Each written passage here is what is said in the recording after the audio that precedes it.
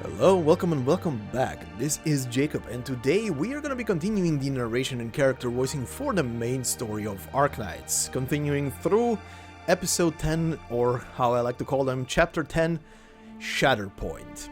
So, before we begin with today's part, for people who might not be binging, or I don't know if anyone is binging through the entire thing, but if you're not binging, you might want to stick around for the intro recap that I usually do here at the beginning, considering how many freaking moving parts and different groups of people we have to keep track already in the first part of this narration for this chapter. So stick around. But first, before we begin, for anybody who might bump into this episode on the channel for the first time, and the channel in general, first off, hi, welcome, hope you enjoy your stay. Second off, if you haven't experienced the Arknights story up until this point at all, or just started reading, well, put it this way, you are right now in deep water and you should learn to swim first. Sorry, maybe bad analogy, but you get what I mean. This is very deep into it, but if you like what you hear, well, keep listening through the rest of it. There is a playlist for this entire thing so far listed in, or rather linked in the description of this video, as are some other things also listed there. And that brings me to point number 2. Once again, even though I am gonna sound like a broken record with this one, I would highly recommend to anybody new to the Arknights story, or even old players, if you have finished the story all the way up until the end of chapter 8, aka episode 8, and the end of act 1, at this point I would really suggest reading the Dark Knight's memoir, A Walk in the Dust, and especially if you are done with episode 8, aka chapter 8, the Vigilo side stories. These three are like the extra carrying pillars for the main story, and bring to light a lot of extra material, especially about characters. With that said, links to all three you can find in the description of this video as narrations and character voiced episodes, so feel free to listen through those. In the meantime, point 3, before I begin with the usual narration, the last episode I have ended with the full file of Operator Siege and her voice file, because she is gonna, like I said then, be pretty much one of the main characters for the story going forward, considering we are in Londinium and we are on pretty much her home turf.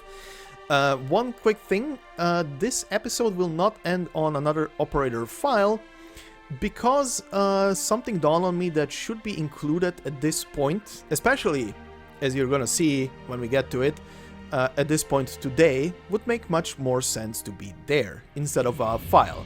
The file stuff will continue further into the future, just to introduce characters a bit more and their connection to Londinium, and you know, just to flesh them out a bit. But today we're gonna end with something else that will do pretty much the same thing, and give us a bit of background knowledge to certain events that don't really get talked about too much outside of quick mentions, so to say, during the story itself. What that is? Well, stick around to the end and you'll see. But regardless outside of that, if you still wanna skip the recap of the previous part, obviously you can do so. I always leave a time link in the description below, comment section below this video.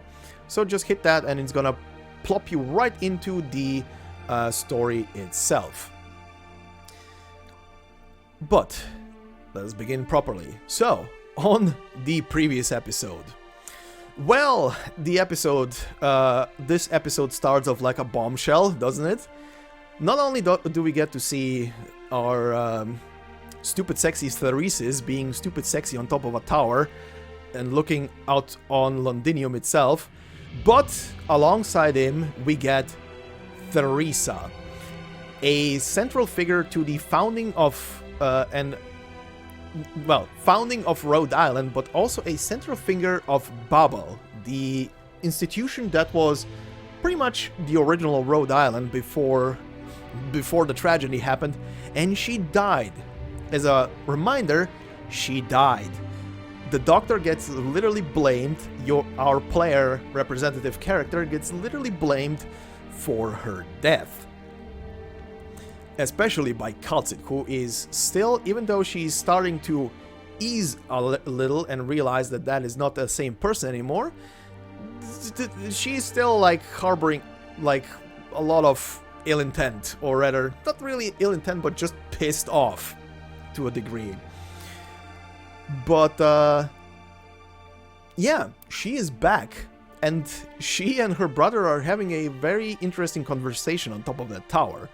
But I would also like to point out that maybe keen-eyed, I don't know how much I managed to brought it up with, or bring it out rather, with the narration, but if you've listened to the Darknight's memoir story that I did, you might have noticed, but also just through reading, you might have noticed that the Theresa here and right now and the Theresa of the past in that story when she got properly for the first time shown are kinda different. There is a sense of this one here right now in Shatterpoint in Londinium. It feels like she is missing a portion of herself or something. Like she is remembering but also not remembering at the same time. There is a certain coldness to this person, even though she still feels kind of the same at the same time, if you catch the drift here. But yeah, something is weird, and we're gonna have to see if we get to learn anything about that during the story moving forward. Outside of that, we get introduced as well at the same time to the, and I'm just gonna call them that, the Menagerie of Evil. That's literally what they appear as. We obviously see Theresa and Theresis. We see the Confessarius that we've seen before. We see one character that promptly gets named the Nachtseher King. More on that later. We also see a very younger looking, very nose up in the air, important kind of stance, body language, kind of vampire guy. And we also see one character that I'm just for now gonna call the Lady in Green, all together in the throne room discussing further plans. And then we get introduced to pretty much along the story with everything else that is going on. We get shown our Rhode Island team that is heading into Londinium, actually has made it to Londinium. We get shown that Rhode Island itself is close to 600 kilometers away from Londinium itself, doing some kind of salvaging work under a guise, essentially. While a forward operating team led by the Doctor, Amia, and Closure, yes, not Kal'tsit, but Closure is part of the away team that is going to Londinium, which is fascinating to think about, because Closure so far has only been pretty much tied to Rhode Island, continuously doing repair work, upgrades, managing the software of the land ship, and so on and so forth, and who the hell knows what else.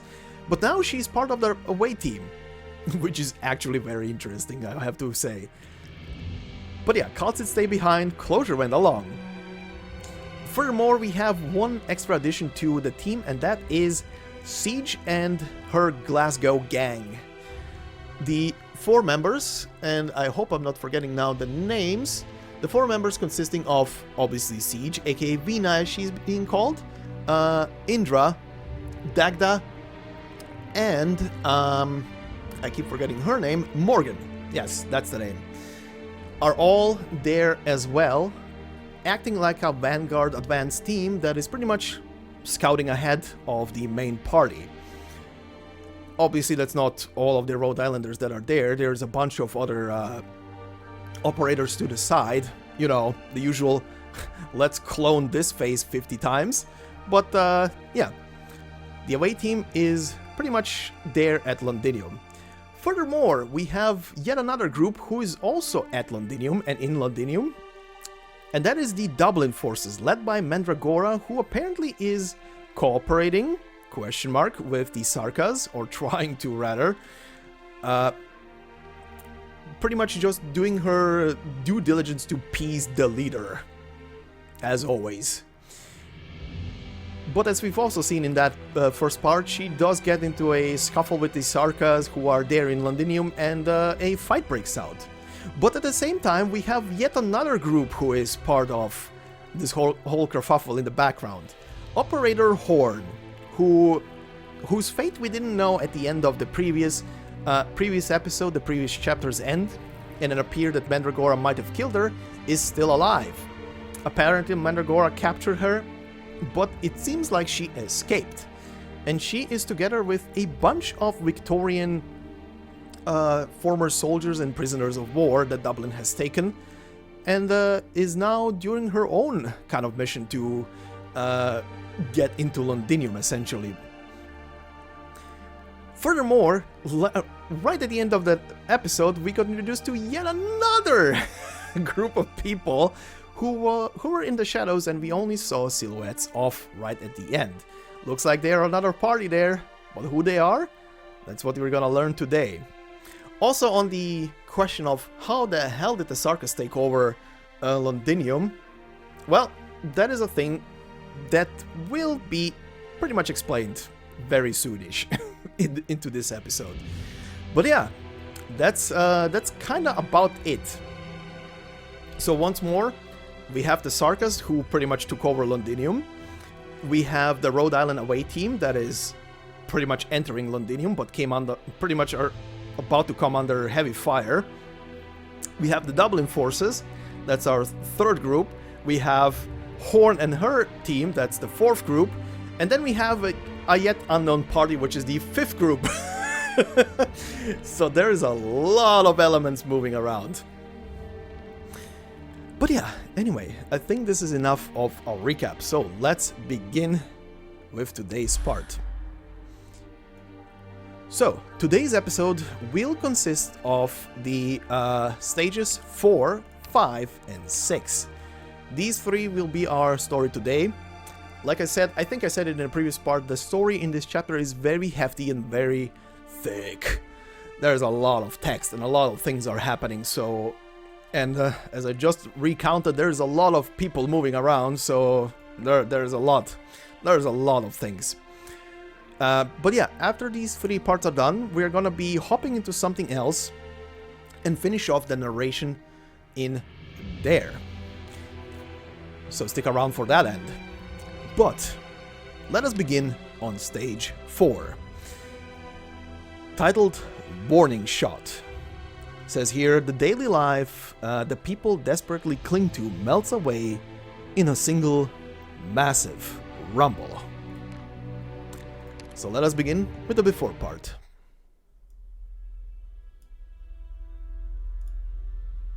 "9:27 a.m.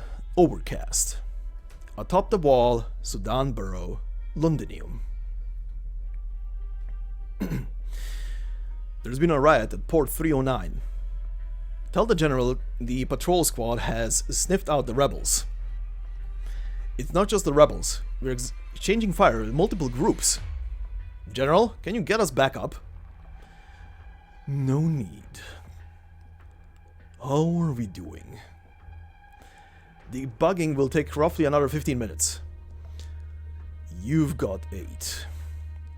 By the way, I would just like to digress here, and I would like to point out the first time I saw this fucker, pardon the language, the first time I saw this guy, and no, my first thought was not,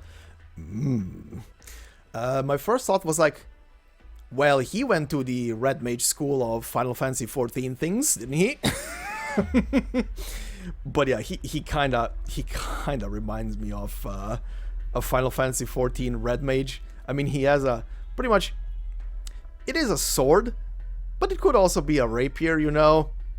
And he has a floating device there for the mana thing. He's pretty much a red mage, if you ask me. Can I get that costume in 14, please? Anyway. "We don't have time to spare here.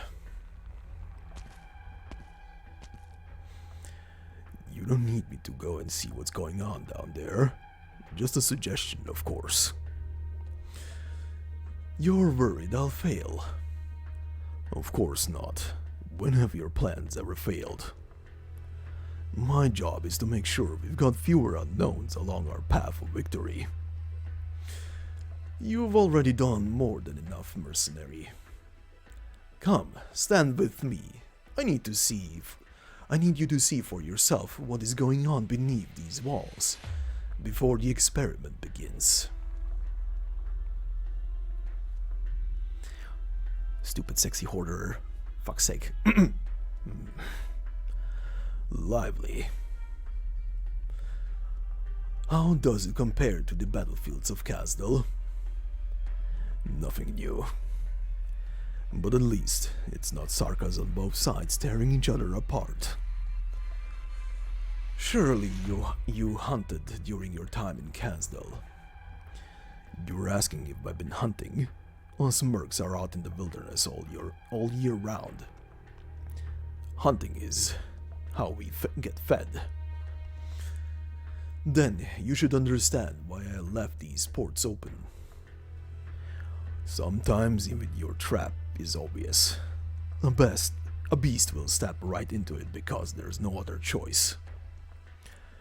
If it can't find a way out, it'll panic and run wild. That means we've got to expand our energy and spread our forces thin to round up all the wild beasts. Sure, that's how things go in the wilds, but there's more to it. Look at the city below us. It is little more than a concrete wilderness. Who has the confidence to seal off every exit to the wilds themselves? Who can find every nook and cranny in a jungle? Who can secure every last potential hiding spot? I am certainly not so conceited. So that's why you left a few openings. Focus your attention and wait for the enemy to reveal themselves. That's a pretty efficient way to deal with things. But it does come with one risk. Nothing ventured, nothing gained, right? If I was in your position, I'd do the same thing. Good. If you're capable of leading mercenaries, you're capable of leading the hunt. That's why I'd rather fight alongside you than the relics of the court. And by the looks of things, you'll be feasting tonight. Not just the rebels, but Dublin as well. Wait, I've seen that caster before. She came to see you once. Didn't you sign a truce? Not that either of you took it practically serious. If you recognize her, then you should also know that people like her don't know when to stop. You've been wanting to eliminate that variable for a while now, huh? That situation has changed. His Majesty Opus is reaching its conclusion. If the theater is too rowdy, it is too often to overlook an actual threat. We need to keep a closer eye on the dukes out there. Couldn't you just send me to do that? If I wanted her dead, I wouldn't even need you. What's the problem then? The Iron Guard of Wellington. You mean? He hasn't made a move on Londinium yet. And if he's quiet for even a single day, all the nobles outside Londinium ask their emissaries first thing in the morning whether the Iron Duke has spoken. Okay. Which is why we haven't made an enemy of Dublin so far. Now though, since she's the one who lost control and took the first step toward violating our agreement, the Sarkaz have no more reason to continue tolerating them. So the commotion down there is just the beginning. Yes, we still need something more decisive to take Dublin out of the picture.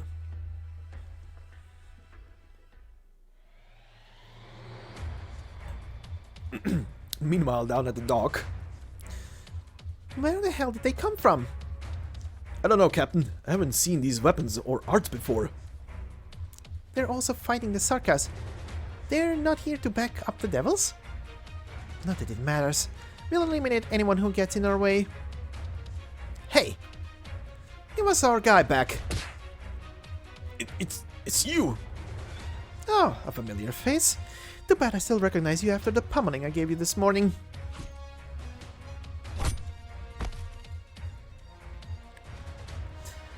Look out behind you.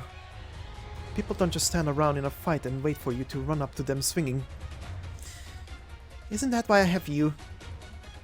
Don't go too crazy. Remember, we're getting out of here as soon as we rescue our target. I know. That just means I gotta punch faster.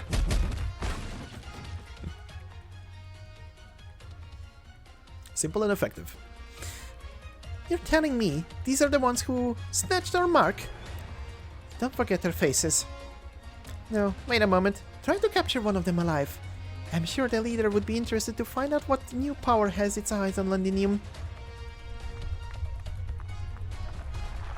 Where are these rocks coming from? Stay on your guard. We're still not inside the city yet, and the doctor doesn't want to see anyone get hurt. Oh, alright. You too. She smashed my construct to pieces with one swing of a hammer. This one, she's just as nasty as that Victorian soldier. I wasn't even trying for that one though. See how you like this instead. Get out of the way, Siege!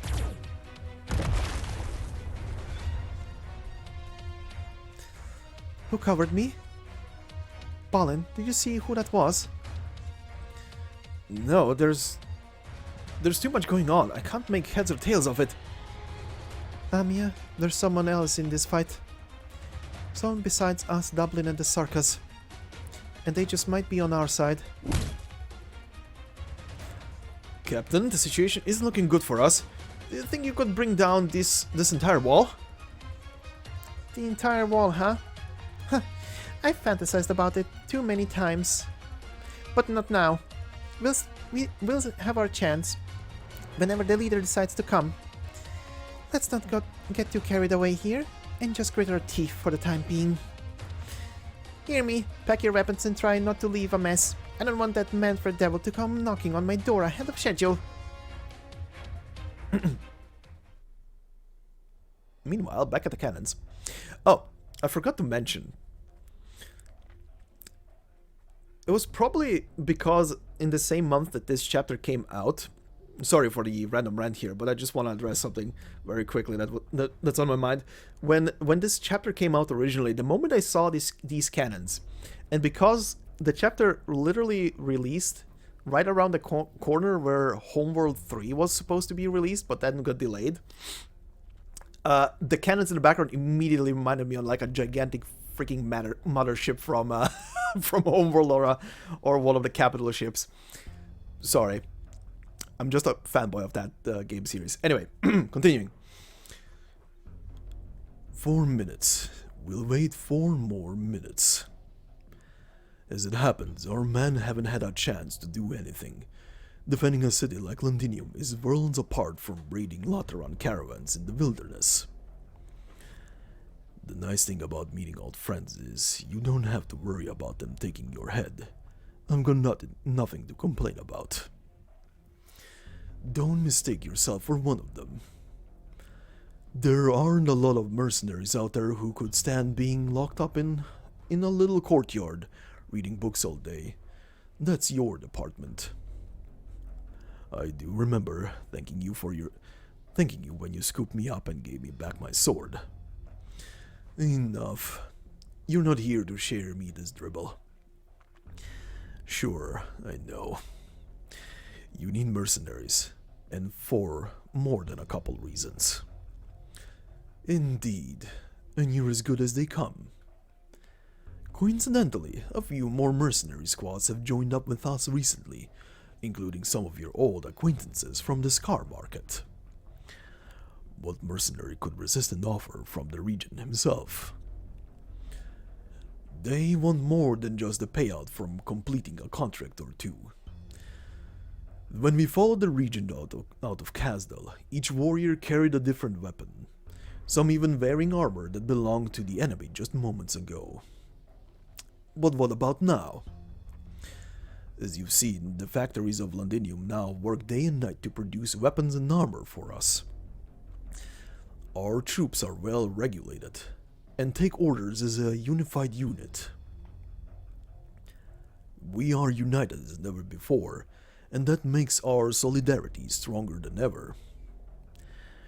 Yes, all of Victoria, no, all of Terra is watching. All according to the region's calculations. Just a year ago, they guffawed about how Londinium's defenses were impenetrable. They thought we were mercenaries in service to some duke. By the way, that word there, guffaw, is essentially... It's essentially another word for profoundly laughing at something. Continuing. Profit is no longer the only thing that motivates mercenaries. They are all looking to see what the Sarkaz can do. What's a sellsword who lost interest in selling his sword? We're not asking our compatriots to give up their status as mercenaries. They simply found other reasons to follow the regent. They believe he has created a turning point in the fate of the Sarkaz, that we have an opportunity to earn a new identity for ourselves, not just as looters and servants of the powerful. You need a home to have identity. When the Sarkaz desire war, the Sarkaz become war itself. And when each battle ends, the Sarkaz have a home to return to. This is what the regent told all the Sarkaz in Londinium. You saw it yourself. That was the first time we met. I asked what you thought about that statement. If you're a fighter who crawled out of the ruins of Casdal, how could you say no to that? It was 3 years ago I heard that answer. Since then, you've left at the state, and now stand with me. Do you still hold the same belief? Manfred, you've earned my loyalty. Does your left eye still hurt? It's been over a year. It healed a long time ago. I hope you understand. I've never doubted our friendship. Not once since that day. But you know what I'm talking about.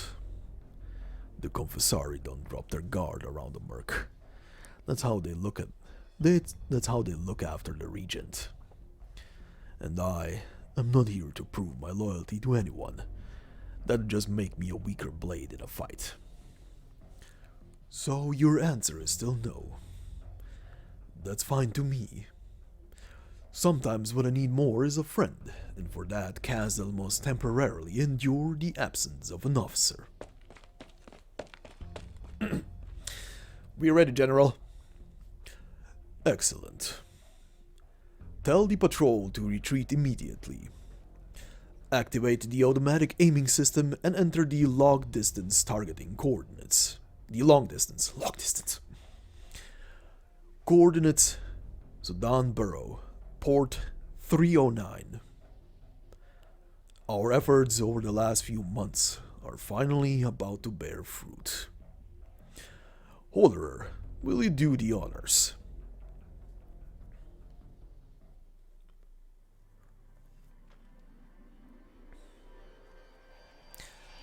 Lieutenant, Dublin looks like they're about to win. That's not the situation, but it's also not what matters. Regardless of who wins, what's important is that they keep each other in check. That's the situation we need. One that allows your people to charge. Charge? Indeed, while they're too occupied with us, that's your best opportunity to get out of the city. No.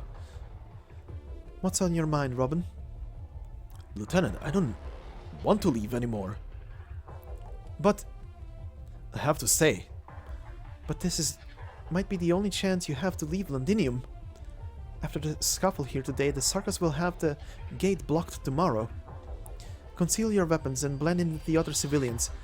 Hurry, get going. We can't just run away like this. Lieutenant, we can still fight. Did you see that? I just took down a Dublin fighter and injured 2 Sarkaz. This crossbow is pretty crude. It's nothing like a standard issue military crossbow we're used to. You made it, right? If you even need if you even need to make your weapons yourself, don't you also need more men? It's not a question of what I need. If you don't want to leave, I won't force you. I don't want to order another good soldier out of the fight, not again, not when she wanted to stay. Lieutenant? But let's set that aside for now. We need to get out of here first. Now's the best shot we've got to go. Jesus, we're going to get. So if you don't want to move onwards, then fall back with us.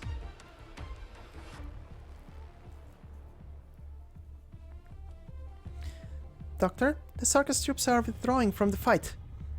I find it strange that after fighting us in Dublin for so long, the Sarkaz didn't call in reinforcements or start massacring the Dublin forces. That's not how the Sarkaz usually fight. Even the mercenaries that W brought with her into reunion fought more ferociously than they did. Something's not right. Doctor, have we fallen into a trap? This conflict came about so spontaneously and coincidentally. It's as if someone was trying to corral us all together, and then... do you think they all set this up for us? Siege said she found other people who were blending into the crowd just like us, and they seem to be on the civilian side. Might they be the ones the Sarkaz were after? Scout teams, cover the escape route for our combat operators and the civilians. The doctor ordered our retreat. Huh? We're about to complete our rescue, though. There must be a reason behind it. Let's go. Excuse me, Miss Indra. I'm over here. Tomas? Don't go over there. A flash of light suddenly fills everyone's eyes. A scalding wave of heat erupts forth, incinerating almost everything it touches. Though very little solid debris shoots out, the force of the impact reminds the survivors how they were only a single step from death. And this threat came from above. What just happened? Did we get a bomb dropped on us? A huge crater suddenly appeared in the ground? Tomas! The smoke's too thick, I can't see anything. Indra. Siege told you to stop. Fine, I owe you another one. As long as you get it. Now hurry, let's get out of here. And that moves us into the after story. Nothing new to add here, we have already read all those soldiers, so continuing.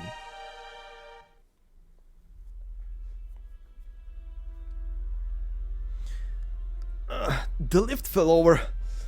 If it had been a little lower, my leg would have... Hold on. I mean, hold on to my construct. You idiot, don't drag me down too. It's hard enough to stay afloat bringing you bunch with me. Captain, thank you. Next time be smarter about how you run so fast.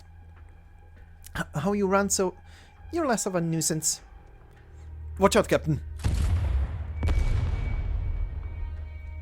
That's an artillery shell? No, it's far more destructive than normal artillery. And it was aimed so precisely at a small area? Manfred, you've been watching us this whole time? Bloody hell, that slimy devil!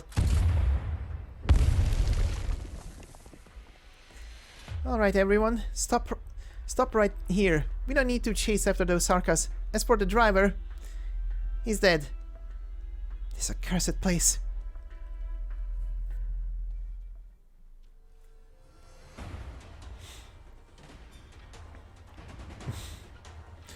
Lieutenant, what is this?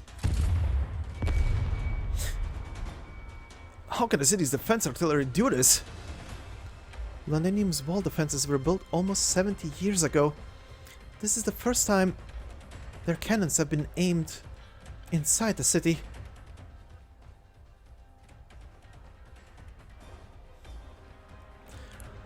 Not too shabby.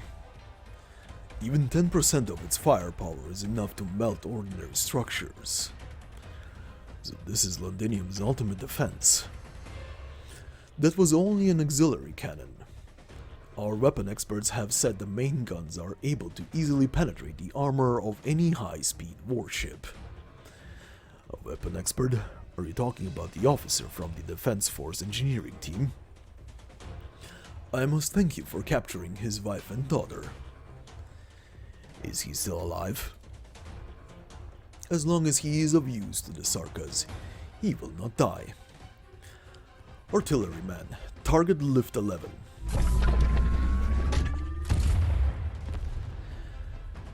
That shot went wide. Unfortunate. We'll have to improve our accuracy. These cannons were meant to point outwards, after all.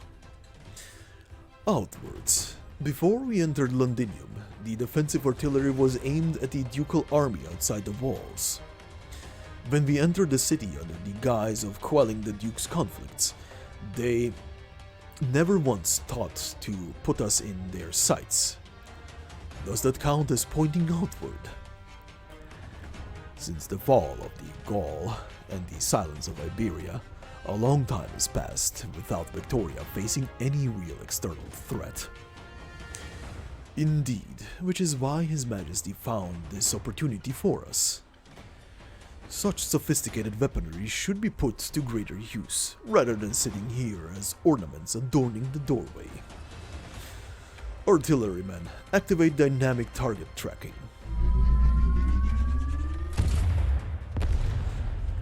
Very good, it's working. We had to spend nearly a whole month to calibrate them. Luckily, they seem to be working well enough. These weapons put us in control of everything that enters and exits Londinium.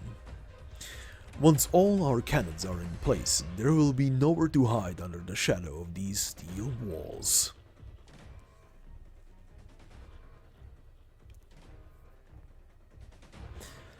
Dublin seems to be drawing away the artillery fire. Is this a test run? Is their purpose really just to calibrate? No, they're ultimately unconcerned with this port. Lieutenant, what do we do now? Continue to withdraw towards the city. However, the rest of Sudan is no longer safe. The Sarkaz are tightening their grip on Londinium. As long as the city's artillery is pointed inwards, our lives are in their hands. Unless... What's your plan, Lieutenant? It's nothing. Let's go. We'll talk after we've made our escape.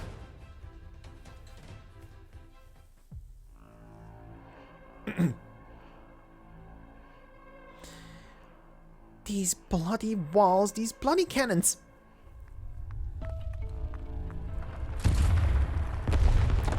Captain, your consort got destroyed again.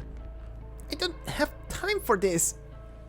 Don't just stand there staring. Away with you! Get out of here! Forcing us to run, eh? Mark my words, Manfred. You insult me like this today, I swear I'll... Captain, that one I just saw running off that way looked rather familiar. The Lupa brunette? Is it her? Get her! Be careful, Captain.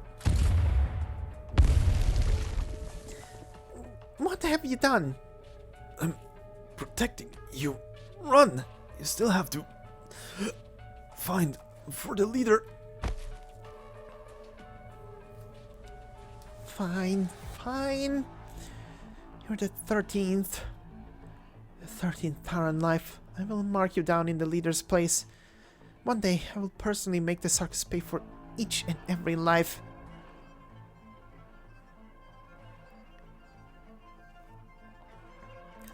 General, we've routed Dublin's team.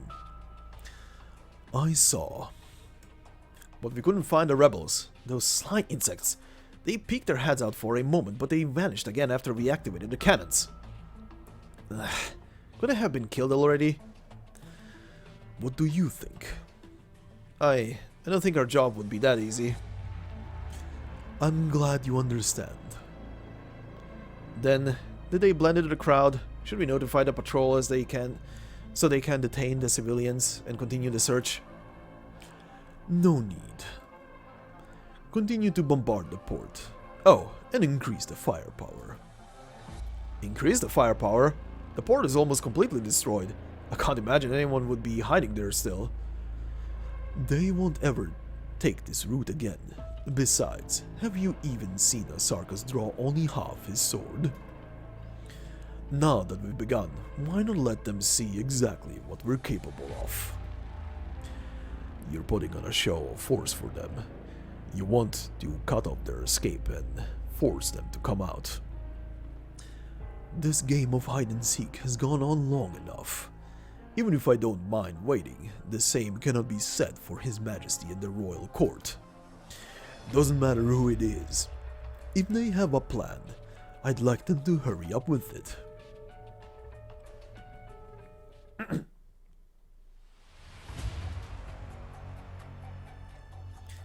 Doctor, we don't have anywhere safe to hide.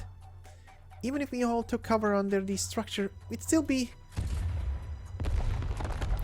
vulnerable to their artillery blowing us to bits.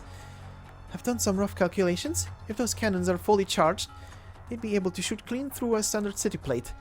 This flimsy sheet plate above us, above our heads on the wall there, won't stand a chance. Siege, Londinium's cannons here are serious business. This is the first time I've seen them fired off on such a scale. That means they're rolling out the red carpet for us, right?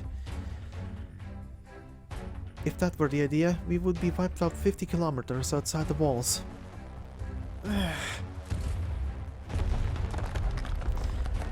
I can't take it anymore. Yeah, my drones can't reinforce these plates any further. At this rate, we're going to get blasted sky high. We need to get out of here. Dublin also scrambled to get away as fast as they could, but they used arts constructs to defend themselves and left their wounded behind. Why is our luck so rotten? Are we going to die here? We won't leave a single Londinianer behind. Scout team, have you located the artillerymen? Not yet. I'm afraid we can't find them. Londinium's urban defense cannons and this wall looming in front of us have always been a single entity. In other words, we have no way of stopping the barrage if we can't scale the wall or get inside it. Nobody can scale a wall under fire. We can't just hide here waiting to die either. Why don't I run in there and try to draw their fire? With my skill, I should be able to buy a few minutes. Not happening. If you're not letting her do it alone, then let's all do it. Settle down, you two. Dagda, have you been hanging around in there for so long that your brain turned to muscle? Hey. If it was as easy as getting some live bait out there, would the two of you still be here making a scene? Our armor could maybe take 2 hits from a standard crossbow. Our friends in engineering spent months working hard to make it. If you're going to run out there and get yourself killed, you never should have come to Londinium in the first place. Alright, I get it, but I swear I'm not letting anything happen to Vina. We haven't even been home yet.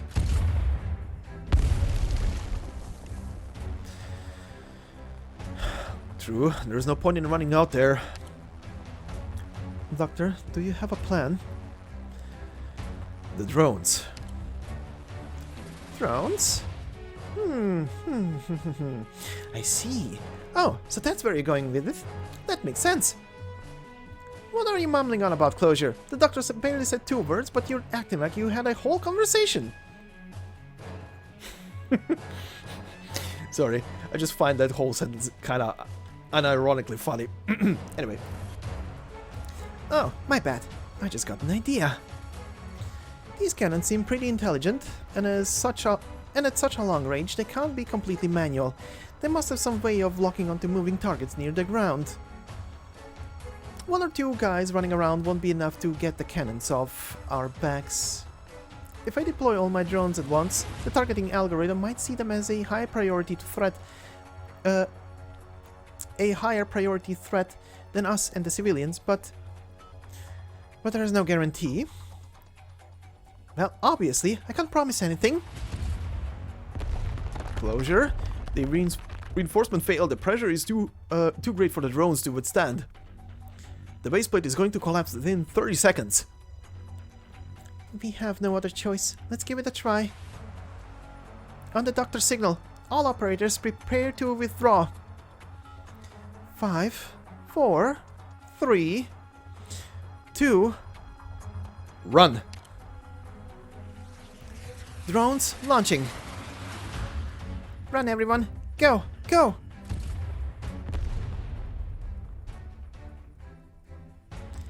Did it work? It bought us just enough time to move to a structure a few steps away, but this place won't last long either. That was a one-shot too. My precious drones have all been reduced to scrap, and even I can just conjure up another batch. We can't safely move forward to retreat backwards. If we want to escape the cannon fire, we're going to have to take some risks. I wish there were some way around all of this. I heard you needed a guide. Huh? Who's there? Miss Cottas, I'd like to talk to you. But before that, I appreciate it if you could have your people lower their weapons. You... Who are you? Let's save the introductions for later. Claws, a machete, and this hammer. Ma'am, your weapons look plenty brilliant, but I appreciate it if you could keep it away from my head. Otherwise, this friend of yours might be in danger. Doctor!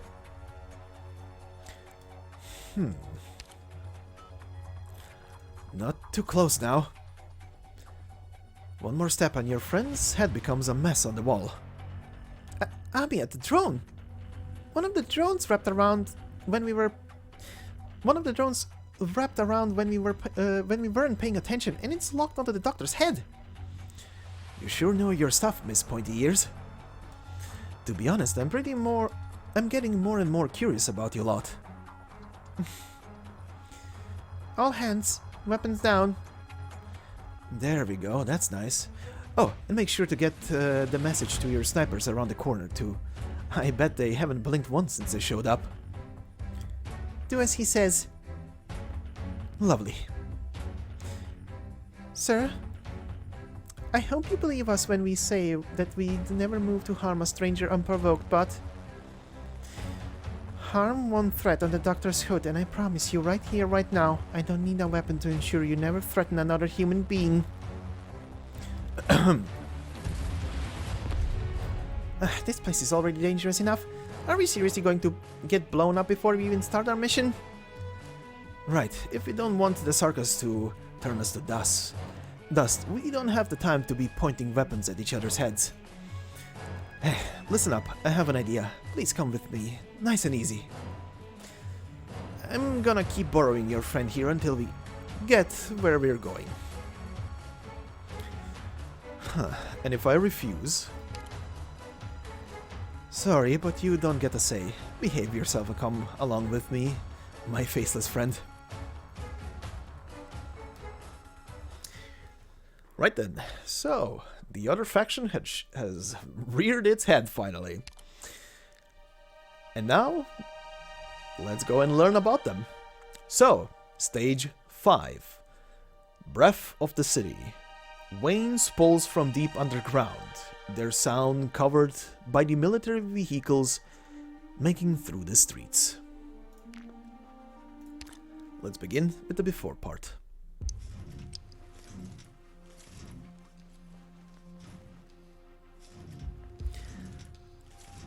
Pipes. They are buried deep underground with no end in sight. These pipes connect the entire city. They are the veins of Londinium. It is through them that the energy is supplied to Londinium's heart, and that is where we are right now. Never fear the darkness before your eyes. When the sun sets at night, The shadows live on in this city's veins. When the light is taken, you trust your ears, your nose, and your remaining senses. Listen carefully. The mechanical rumble is the flow of its blood. The gears rotate rhythmically like breathing. Indeed, Londinium is alive. Even if we do not sit on its tall throne, it lives on as its own organism. If you ever find yourself here again one day, no matter what may be chasing you, you needn't be afraid. After all, you run through the body of Londinium. Vina, you are home.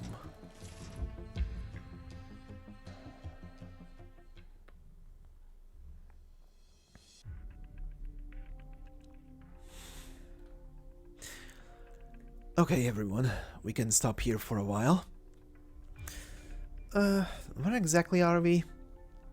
We've been climbing down all this time. It's like we burrowed ourselves into some kind of pipeline. The walkway's broader, but it's still dark as hell. Well, are those cutthroats who... Are you those cutthroats who would drive us to some abandoned construction site and slice our neck? Huh? You might be right about that. Who the hell are you anyway, punk? Don't you think we'll just follow your every word? To be on the safe side, let me ask you the same question. Who are you people? Why are you trying to sneak into Londinium? Before we answer that, you need to let our employee go.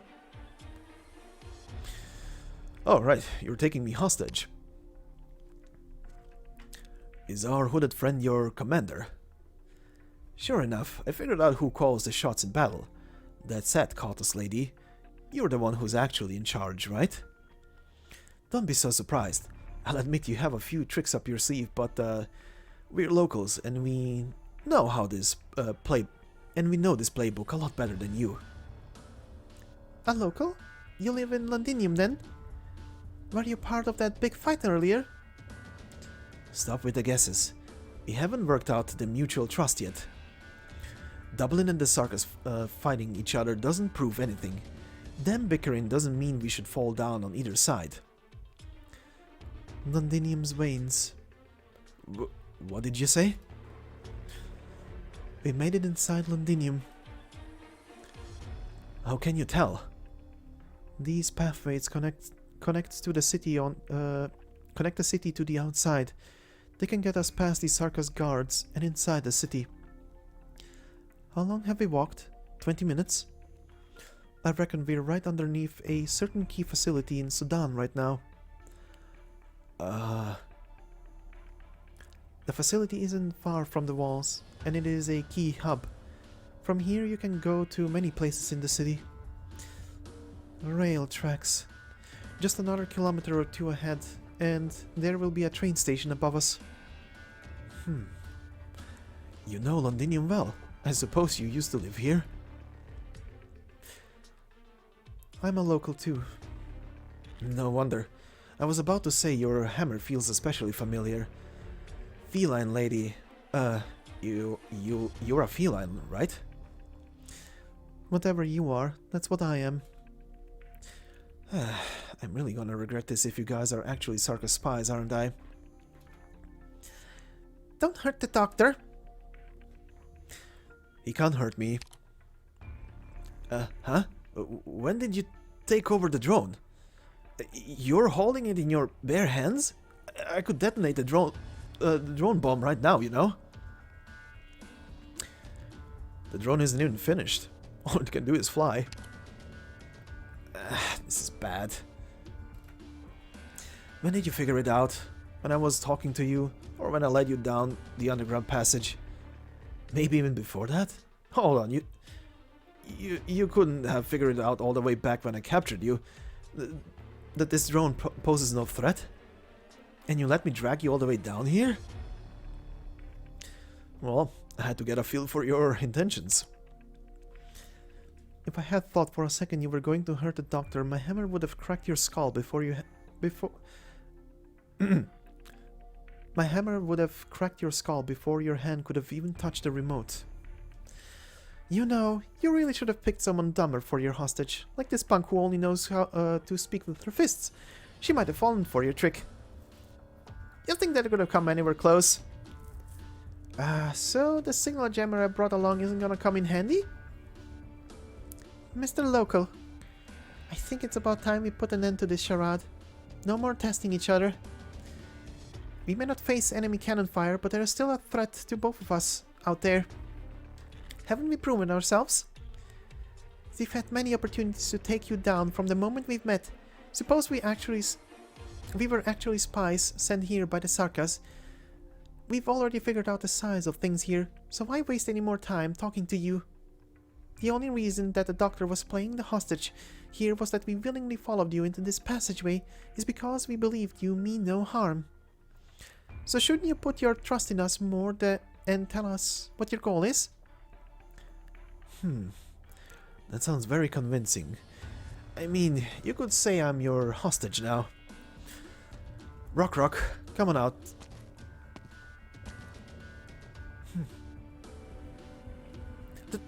Drones! So many!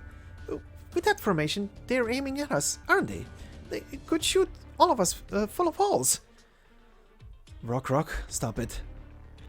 It doesn't matter if they spot you or your drones. Considering their strength, I wouldn't be able to get out alive if we come to blows. If you knew that, maybe you should have brought me along to play your stupid games. Fine, you're right. Hey, hooded friend, can you give Rock 17 back? The drone in your hand there, it's only half done. If you break it, Rock is going to be livid. Well, pleased to make your acquaintance. I'm Feist. This is Rock, my partner. We belong to the Londinium Citizens Self-Salvation Corps.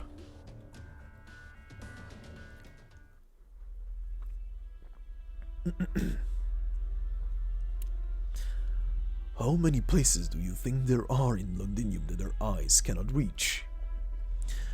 Countless many. There are thousands of old factories in the city. Roughly 4 in 10 are abandoned. The remaining 60% are still operational.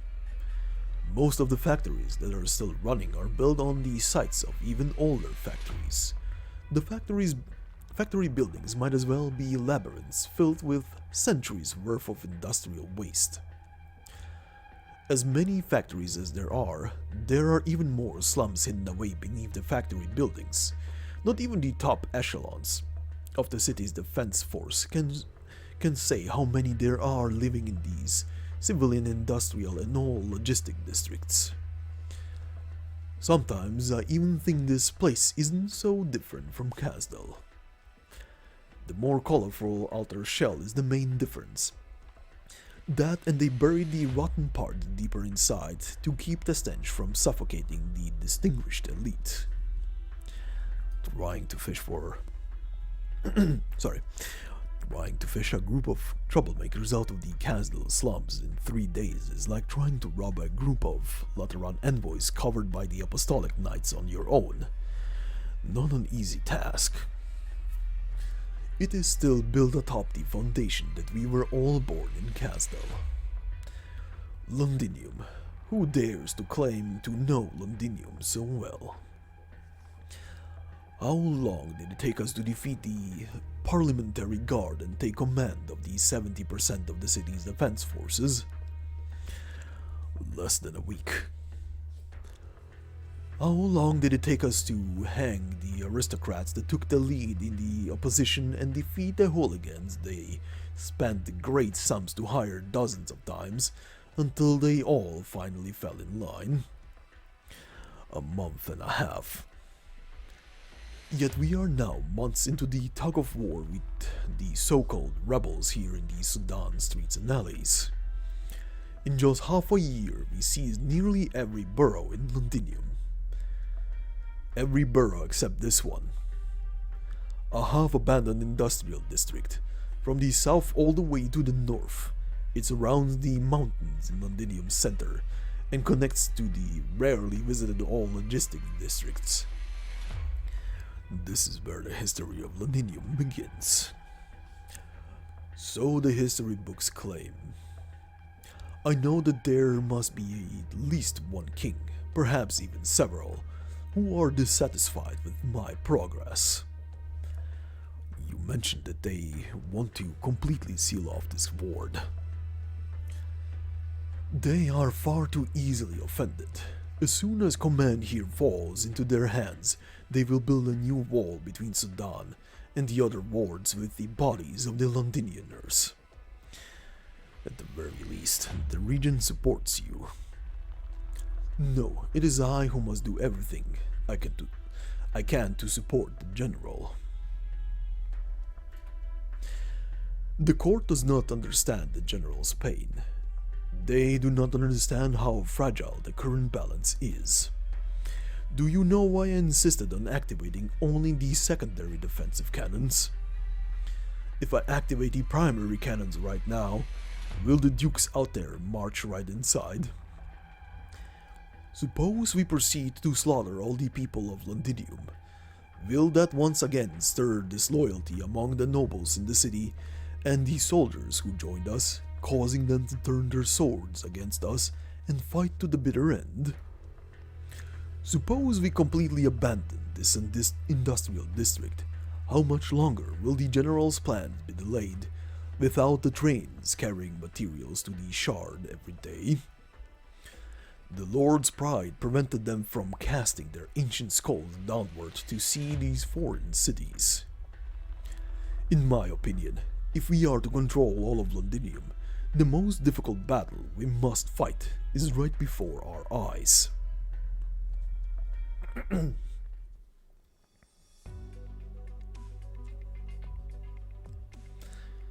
The Sarkaz call us the rebels.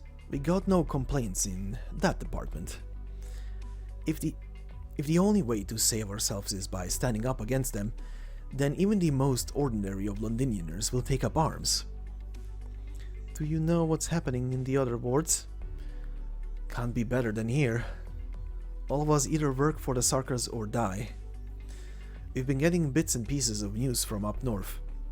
From what I heard, the Sarkaz army there's much more cruel. Mina, does that mean Bear than the rest who stayed behind? Calm down. How am I supposed to be calm? It's been 5 years. 5 years! I don't even know if they're still... We'll find them. Soon we'll find each one of them, one by one. Okay, Vina, I trust you. No matter where they are, no matter if they're alive or... Never mind, I won't get so gloomy in front of everyone. Ladies, as long as your friends are still alive, we should have a way to get in touch with them. You operate outside of Sudan too? We can get everywhere in Londinium, even outside the city. For each of us they take away, 10 more join our ranks. Rock is a born and bred Sudan girl. She's one of the most senior fighters. She knows better than the rest of us how our team grew bit by bit. Seeing as you're leading a team now, we might have been adding to our ranks a little too quickly. What do you think led you to 11 victories, Lieutenant? All we did was lead people underground. How does that count as a victory? Managing to live another day under the Sarkaz's nose, all while we get to keep operating in the dark? I'd call that a win. It's just as you saw, the Sarkaz haven't taken complete control of Sudan yet. The terrain and flow of people here are so chaotic that if the Sarkaz really are trying to take control of every inch, then they really have underestimated the place. And besides, this is where the last Londinium Defense Force squad fought the Sarkaz. Looks like they have lost too. They fought and they lost. The battle was over quick, way too quick. Before any of us could react, the Sarkaz were already standing on top the walls. It's all because of the traitors. They bought out the elite squads. Miss, were you in the military? No, I wasn't. I was, a local, like them. Alright, a local. I know the military had its share of traitors. Plenty of them, even. The traitors and some of the aristocrats, defected to the Sarkaz with much of the defense force. Outside Sudan, you may still find Londinium forces patrolling the streets, but their commanding officers are all regulars at Sarkaz. SOARs? I think? SOARs now. What about the last squad that fought here? They held out to the bitter end. Each of them paid a dear, terrible price. I don't know how many of them survived, but I think, having experienced a hopeless fight like that, even if they made it out alive, their hearts must ache whenever they look at Londinium's walls.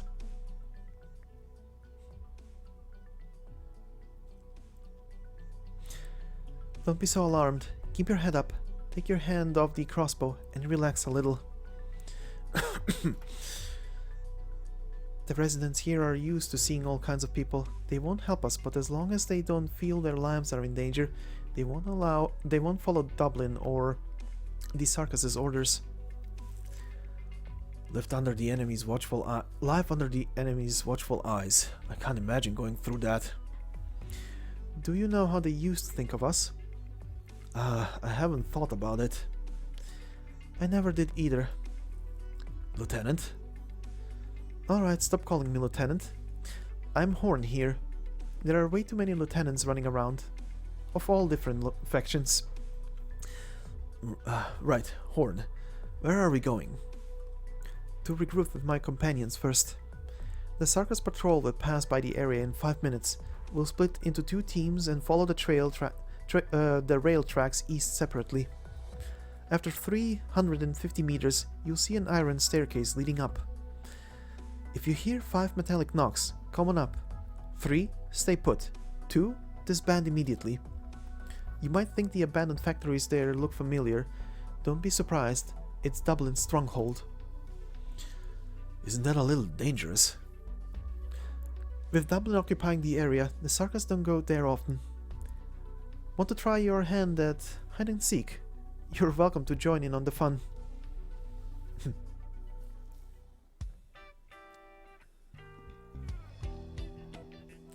Alright, we're at the goofy, relaxed music part. So, are you really just a normal business? Just like you're a normal engineer.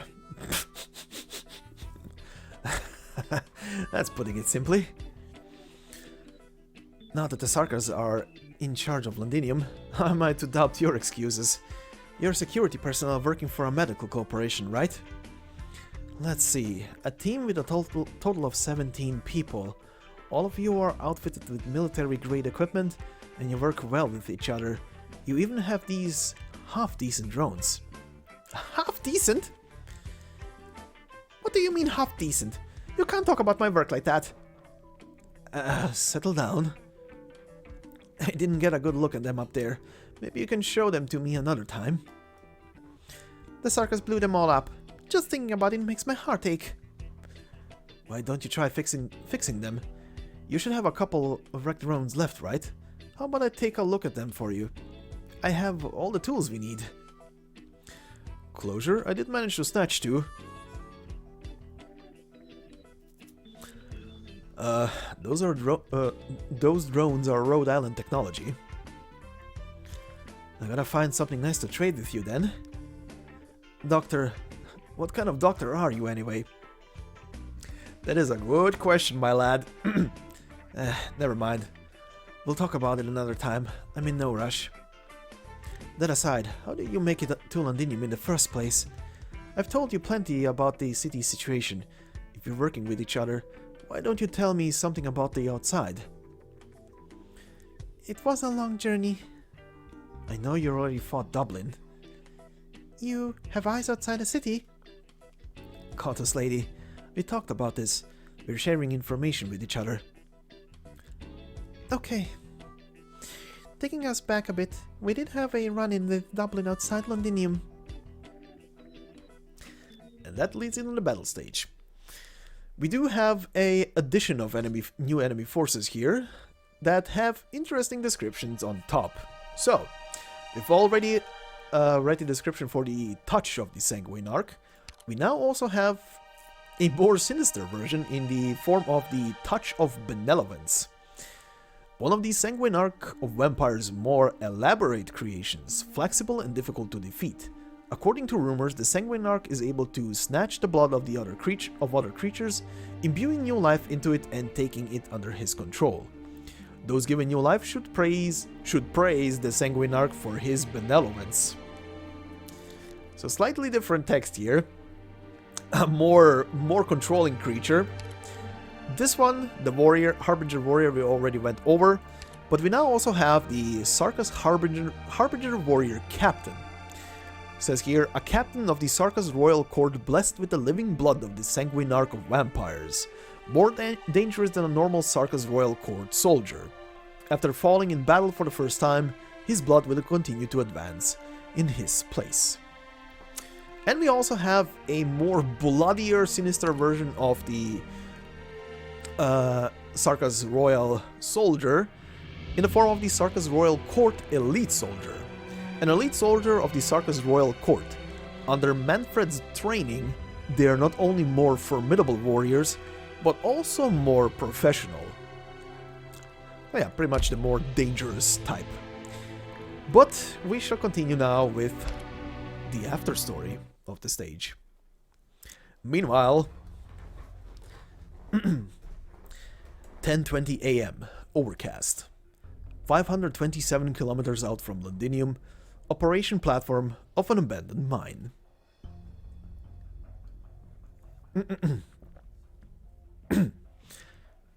Docking complete. Nothing out of the ordinary. Maybe you should take a break now? Or are you going to start? Quiet. Damn it, Calcit, it's been a while. This rotten smell. A vampire. In a doctor's gown, too. How strange. Retract your thanks. Not even the oldest red eyes dare to approach my flesh. They are cowards all, and fear my seething anger could cause their fangs to rot. That's it? How many Sarkaz are there who could cause me to lose my composure even for a moment? There's at least one, right in front of you. It's been a long time since I last saw an all-Sarkaz hero walking Terra. I presume there must be a reason that you are gracing these barren lands with your presence, King of the Nachtserer. So, I want to make a small little stop here for people who are maybe curious about, what is a Nachtserer? Well, it is a vampire from the Germanic folklores, and I will just simply read what this article says about them, because it pretty much summarizes the idea about them, and it also explains the naming. So, the Nachtserer, also known as the Shroud Eater, is a type of German vampire which features prominently in the folklore of Germany's northern regions. According to legend, it needed to devour both its burial shroud and body in order to survive. The word nach can be translated into English as after, whilst Zerer may be translated as living off.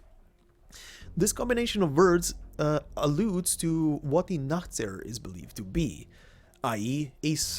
a creature that lives after death, or a being that lives off humans even after its death. Apart from northern Germany, tales of the Nachtserer, creatures similar to it, are said to exist in the folklore of Silesia and Bavaria, as well as amongst the Kashubians of northern Poland. So yeah, essentially a way more sinister version, you could say, of a vampire. A version that devours its own self-being to come back to life and keep on devouring other life to keep itself alive further. Kind of like a scavenger, if a scavenger would eat themselves. But anyway, continuing. You could say I'm here to visit an old friend. We've met twice. You look very different the first time. As for the second time... I saw someone outside the ship on the day of her accident, so that was really you. I thought the Nachtserer court had already made its choice when it turned a blind eye to an assassination that despicable. Be it then or now, the Nachtserer have only ever held one choice.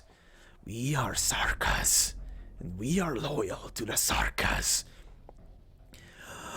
Not the throne or crown, much less ancient witchcraft. For the past few centuries, I have feasted on the flesh and blood of countless enemies. I have witnessed the fall of several Sarkaz heroes.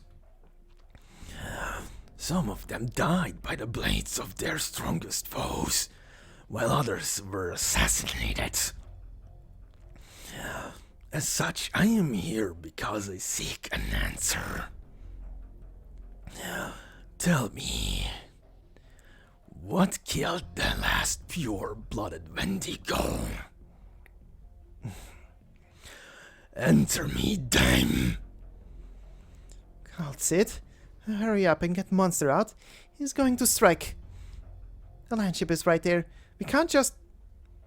Hear me, Nachtserer King. I will not fight you here. Bultorcassi has departed the cage that had confined him for his entire life. I will not tarnish his last wish with pointless violence. Is this your way of commemorating a Sarkaz hero? By running away so loathsomely? I am not running away. I gave you the answer you wanted, just like when the Wendigo wanted to fight in place of answers. I will say it again, Nachtserer King. I refuse to fight you here. You feed on the flesh of your enemies and swallow their cries and regrets to fuel your next battle. Yet we are not enemies. There were times when we fought alongside each other, and there were also times when we had to raise swords against each other over different opinions. Likewise, this applies to Rhode Island and Bultorcassi when he sided with Reunion. Just as you witnessed her passing, I witnessed the return of a Wendigo soul to Casdell. You say you are his witness. I am. And he chose you himself? In his final moments, Bultorcassi wanted a fitting opponent and a friend to talk to.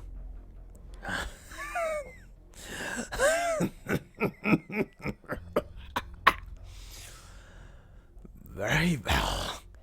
I accept your answer. Now you show yourself, Confessarius. Had I moved to strike, even if that black monster did not come out, you would have raised your blade against me. Even I would have to dodge the blade of a Confessarius.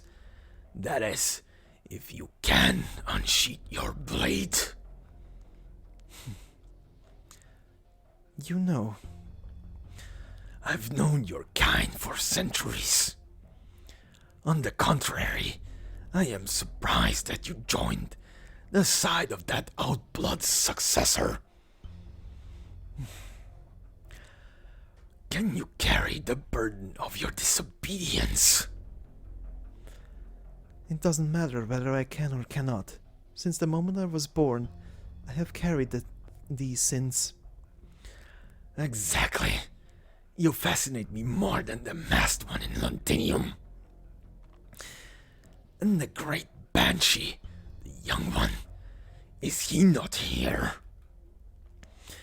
He is young in years, but his mother taught him well.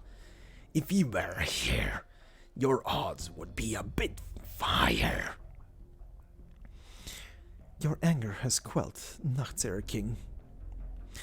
That does not mean I do not wish to kill you. Let me ask you, is the ship built atop the remains of a colossal artifact, still the field base of the Sarkaz king in exile. We never once called ourselves that, not even when she was still alive. You still won't admit it, even though the Outblood's successor has now led her forces to Londinium.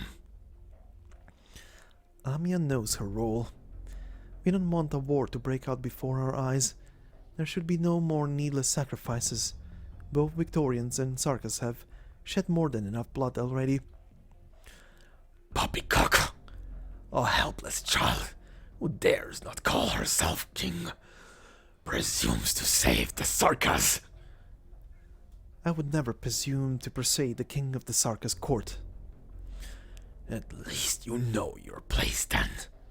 It takes far more than your debate skills to win the approval of the courts. The Outblood successor will face a challenge in that iron fortress, unlike any before. Is that why you allowed Amiya into Londinium? The Nachtseher take their nutrients from war. Failure would bring nothing but unproductive decay. It seems you still have your doubts about whether the military commission's resolution will truly bring victory to the Sarkaz. Nonsense!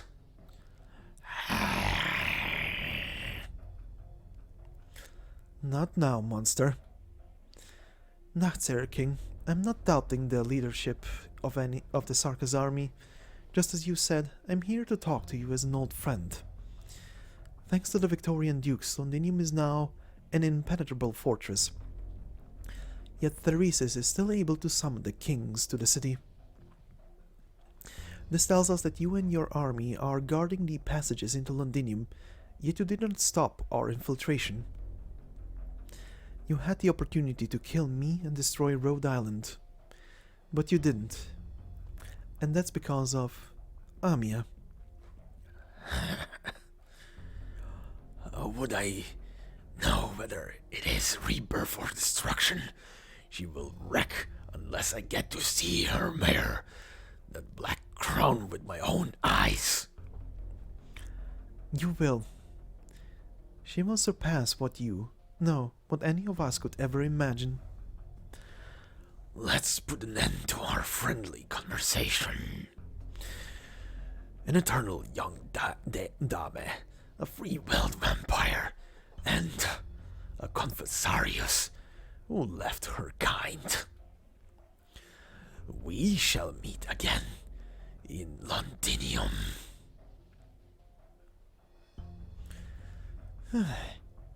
He's gone, Kaltzit. Truth be told, that really got my blood pumping. I've lived for a century now, for a few centuries now, but there are still a lot of things I haven't finished. In his eyes, the real battlefield lies elsewhere. That's the only reason he let Rhode Island be. And I was just saying I don't want to go back to Castle. Even if I don't go looking for trouble, trouble's knocking on my door. Kaltzit, you can't let something like this happen again. Otherwise, I'm not sure I can guarantee Rhode Island's safety. We could be in trouble the second you two leave the ship. It's time for us to depart. Shining, what's your decision? Doctor, Liz and I are ready. We can leave at a moment's notice. I noticed that you did not deny the Nachtseher King's accusations. There is no point in denying it. For the past 3 years, life aboard Rhode Island has been peaceful. Neither Liz nor I could have asked for more.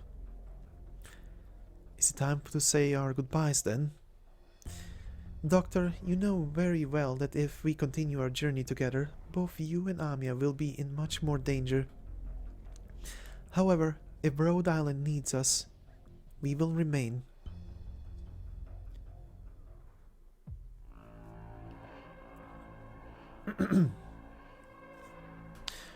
Sir, defensive cannons 309 has been activated. Looks like Manfred has made some progress. Should we report this to the Regent? No need. All of this is according to His Majesty's plans. Manfred still needs more concrete achievements if he is trying to earn the court's trust. Capturing some fighters is far from enough. Activating the secondary cannons is the first step. Tell him that His Majesty needs not one, or even several, unimportant plates. Should it be necessary, we can abandon even an entire district.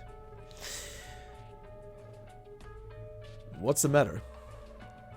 Stay still. The enemy? Here? Stay still if you want to keep your head.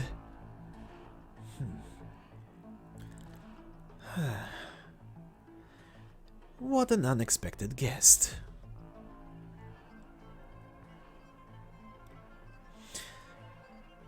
You don't seem very surprised. Let me put it another way. We've been waiting for your arrival. The ship is stopped somewhere in the barren lands outside Londinium, and I thought you would only have just made it to the walls. Nonetheless, this is hardly surprising. Assassins are always on the move, no? You talk too much. I have you to thank for giving me the opportunity then. If you want to kill me, why not just do it? Your control of the shadow is more masterful than masterful that not even I could notice you immediately. And your breathing. It seems you did not neglect the techniques you learned from His Majesty after leaving his side. He will be very happy to know that. Shut up. Letting your emotions get the better of you is unbecoming of an assassin. How nimble. You're tougher than the others, sure enough. Is that why you didn't strike first? The life of a confessarius is not worth taking if it means trading your own. I see. You have yet to see His Majesty since you've entered the city. The shadow shows no sign of change. It does not move, much less answer. The confessarius gazes past the swath of emptiness to the window and beyond. There is nothing but another swath of emptiness there. A golden ray of light flutters from his motionless hand towards the faint sunlight outside the window. When you reach the throne, you might meet much more than just His Majesty. I look forward to seeing the look on your face, Ascalon.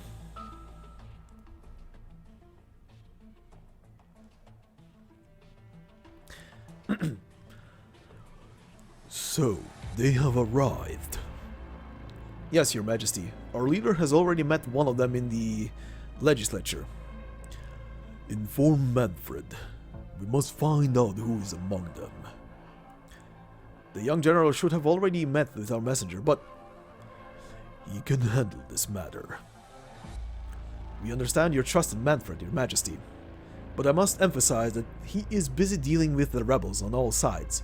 Judging by the results, it seems he did not immediately detect Rhode Island's approach. Tell me the candidates. The kings have shown keen interest in that fake for some time now. Aside from the two who have already begun their moves, the sanguine narc has also grown tired of superfluous social engagements with the city's nobles. He's happy to head to Sudan to Manfred's aid.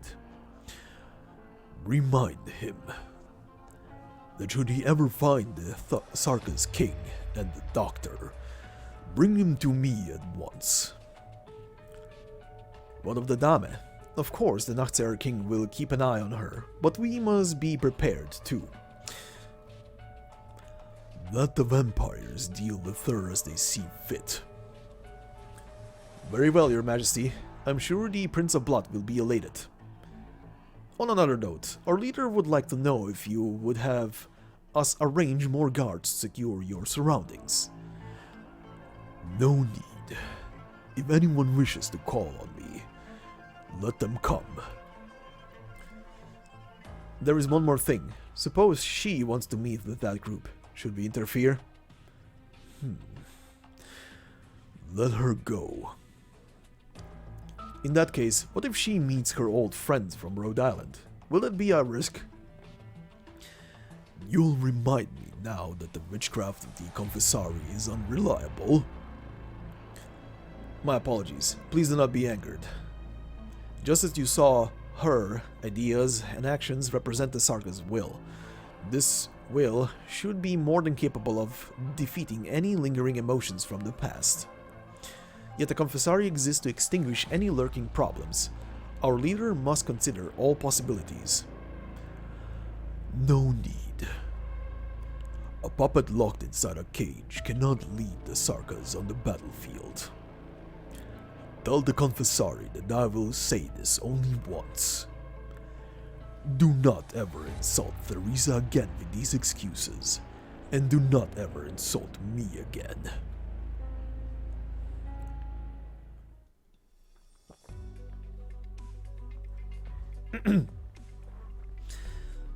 We should be nearly there.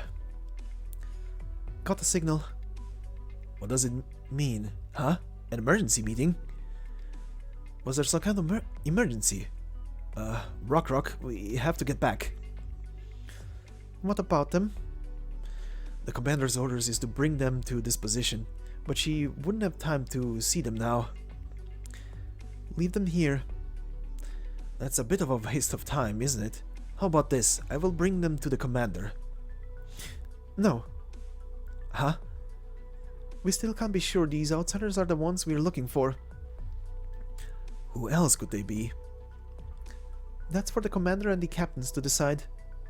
We've already taken a big risk by bringing them into the tunnel without permission and leading them this far. I've already tested them. You're quite smart, I'll admit, but you trust others too easily. Take a closer look at your new friends, especially the one who's also into drones. Huh? Who? Me? She's a Sarkaz. Yeah, I'm a Sarkaz. What's the matter? Well, I am not the only Sarkaz here. There. Huh? Amia? Right, Miss Rock. They are Sarkaz, and they are also our trusted friends. We are not like the Sarkaz who took over your home up there. Whether they're the same is not for you to decide. What's that supposed to mean? You should have told us sooner you weren't keen on working with us. We wouldn't have squirmed around in these dark tunnels for so long. You're locals. If you want to stay, I will welcome you, like I welcome all my brothers in arms. But I can't trust them so easily. It doesn't matter what you say. We live together, we die together. We are all Rhode Island operators. It's just as the doctor said. Miss Rock, we've already exchanged plenty of intelligence. If you still won't afford us the most basic trust, I don't think we should force ourselves to keep walking this tunnel together.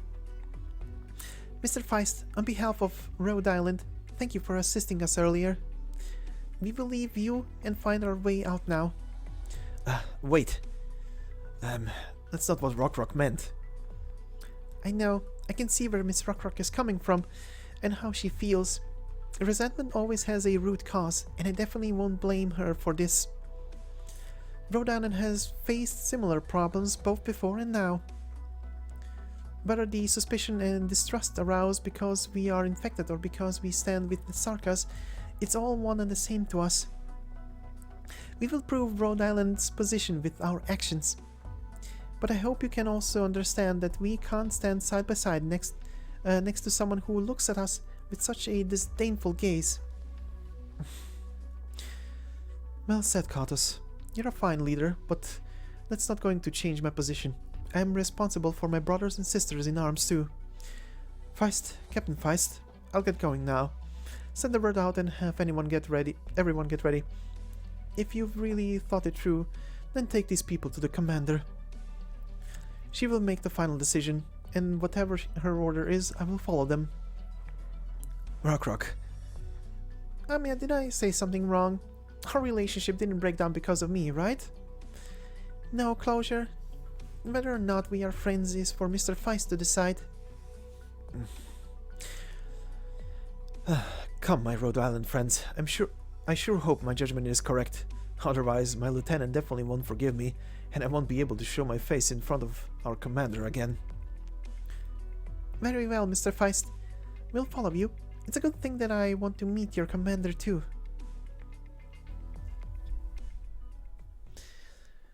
Alright, and we are moving on to stage 6.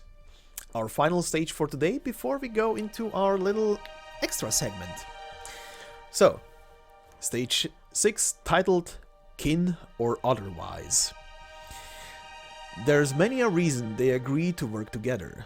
They choose at times to be allies, at times to be enemies, and at times they have no other choice. So let us begin.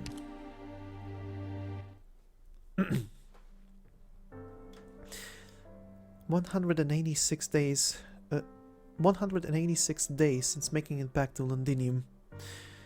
3 more men joined us today. 2 of them are seriously hurt. Only Robin is still able to fight. In just this area, there are still at least 70 men in the enemy's hands. With all of Londinium fallen, there is no telling how many soldiers have been captured. I don't know whether they are still alive, and I certainly don't know whether I should hope they are still alive. Every day someone who fought so hard to live leaves us forever. I try to remember the names of each and every one of them, but the truth is that by the time I meet these men, most of them can no longer speak. I wish even just one more pair of ears could have heard their voices, and I wish there could have be someone here to hear my voice. I hope you will one day see these records. I hope your mission outside is successful. I hope you won't be back to Londinium so soon.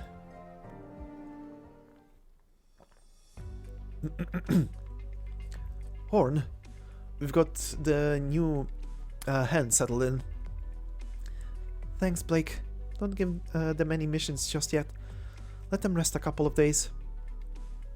Horn, I don't need time to settle in. I can go out there and fight whenever. Fine. Blake assigned Robin to 4th. He'll join the next shift as a scout. Roger that, Horn. Perfect timing. Dublin activity has been on the rise. We needed more men. The 3rd still isn't back. Robin, you should stay here and get some rest. I can do something else. I suggest you come over here and sit down. We have half an hour at most. Don't waste it. Alright. And I understand how you feel. You want to go out there and fight, right? The battle this morning wasn't enough to sate your hunger. Right, my hand is still trembling. It wasn't me. It wants me to hold my crossbow a while longer. Robin, remember one thing. We are here not because we have to kill a few more Dublin soldiers or Sarkaz. Our top priority is to survive. After that, it's to make sure as many of us survive as possible. Horn, I understand. Good, now get some rest. What is it that you're holding? A notepad. It's just some random scribblings. Pay no mind. You mentioned that you worked alone for a long time. No wonder you have that kind of habit. Maybe it's because I've been a captain for too long. It felt like something was missing when I had no one to give orders to. Thankfully, Blake and the lads stole this pen from the Dublin forces. Otherwise, I'd have to carve everything out letter by letter in the sewers. Have you really done that before? Go and take a look at the sewers all the way at the edge of the city. You might just find my magnum opus, Victoria: A Brief History, personally carved by me by my own hand. How long did that take you? I'm just pulling your leg. Let's save the chit-chat for another time. Dublin could be here any moment. I'll get some sleep. You should too.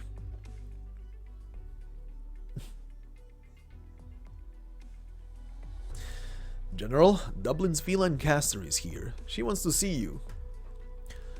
Is she alone? Yes, she didn't bring anyone else. Let her through. General, her arts are hard to defend against. So it's your opinion that I can't handle her Originium arts? No, that is absolutely not what I meant. General, just like General Therese's, you have my utmost respect as a warrior.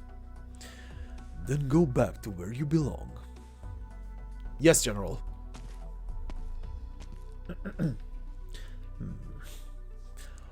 Orderer, stay here. I'm sure you are already prepared, having met with the Confessarius' messenger. I have a job for you. You want me to find the people from the ship? You worked with them before. I'm a mercenary. Mercenaries never remember who we work with, not unless their heads are worth a lot. Surely it must be easy to deal with old friends, no? Maybe. The Babel assassin has already made it into the city center. It's the Confessari's job to fend her off. As for the others, Orderer, why don't you take a guess who they have? The mercenary in the city still haven't found any traces of any of them. They will make their move sooner or later. For the past 6 months, our eyes in Victoria have been keeping a close eye on that ship, yet they were always one step ahead of us, to the point that they came all the way to Londinium without any of us noticing. Why do you think that's the case? There's only one possibility. There's someone working for them in Londinium. Someone working for them, an agent. They must have planted the sleeper agent years ago, and this agent must be of some standing too. Otherwise, there is no way they could have escaped our watchful eyes. Makes sense. My impression is that the damned doctor's methods can be unorthodox. Orderer, look into the background of all the rebels we've captured recently. You think we've already caught them? There must be a reason why the Rhode Islanders are still loitering nearby.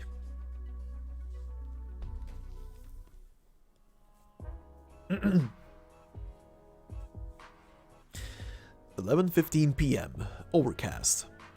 Underground structure, Sudan Borough, Londinium. Here we are. Who's there? Old Bill, it's me. I'm back. It's you, huh, lad? I just saw Rock. I thought you two left on a mission together. She came back first since she had something to take care of. Who are the folks you have with you? Wait, Sarkaz? Don't. It's very likely they're the ones the commander's been waiting for. I thought she was waiting for allies. There's no way they could be a bunch of devils. Bill, give me a break. Where's the commander? I'll see her right now. Think about it. Do you really think there's a chance I could be a traitor?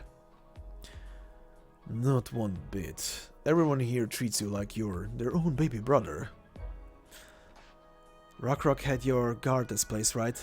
Bring a few more men. You can escort us there.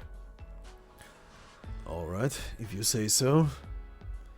As for you lot, don't even think about pulling any funny moves. We are watching you, Sarkaz. Amia, I feel a little unwelcome. Like I've never felt this unwelcomed. Yeah, I get that sense. Sorry, they aren't usually like this. It's just they're a little sensitive about how some of you look. Things will be much better once the commander talks some sense into them. Come with me, they're having a meeting up ahead.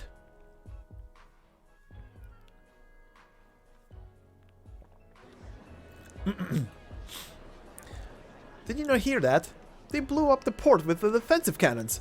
We can't stay here any longer, it's too risky.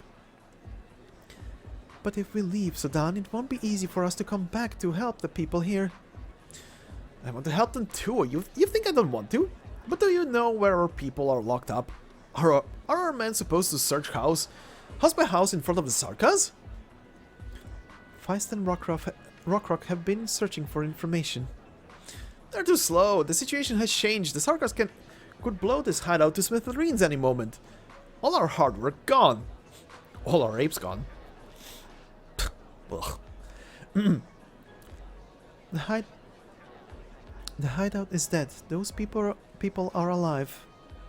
That's awful easy for you to say. It's not like it was your business folks who built this place from scratch, bit by bit.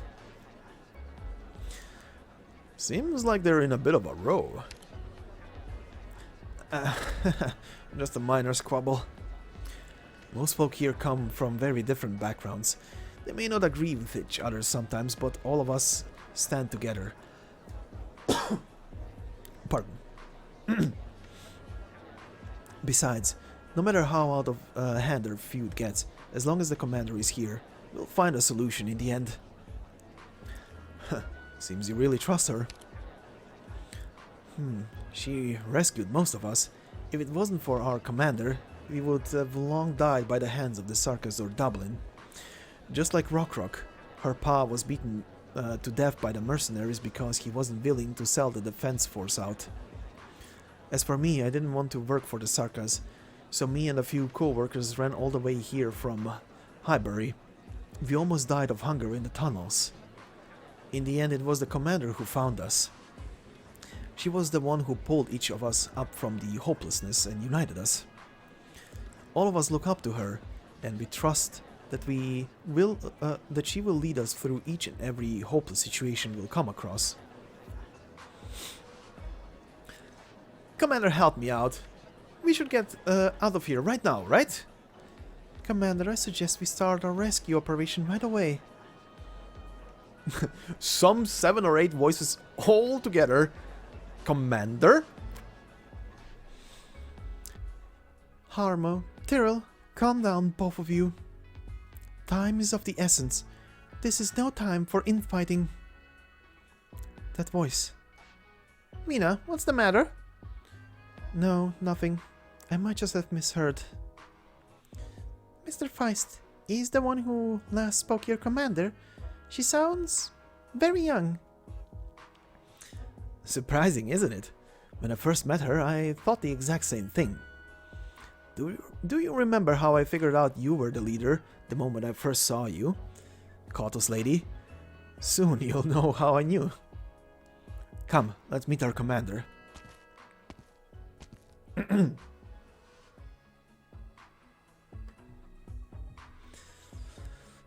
I know how you feel, everyone, but there is one point that I think requires no discussion. We will save our brothers and sisters in arms. If we let our enemies hurt our warriors, who will be willing to fight alongside us? If we let our enemies take our friends away, who would be willing to offer us a helping hand?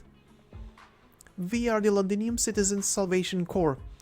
We must save Londinium, but before that we need to save each and every one of our living friends. Her hands are slender and delicate, fragile even, yet it seems to have enough power to quell the anger and anxiety that is about to boil over. The meeting room falls into silence. Those in attendance naturally cast their eyes on their commander. It is as though none of them have ever doubted whatever her narrow shoulders could bear their heavy hope. The scene is somewhat familiar. Most of the Rhode Island operators feel this way.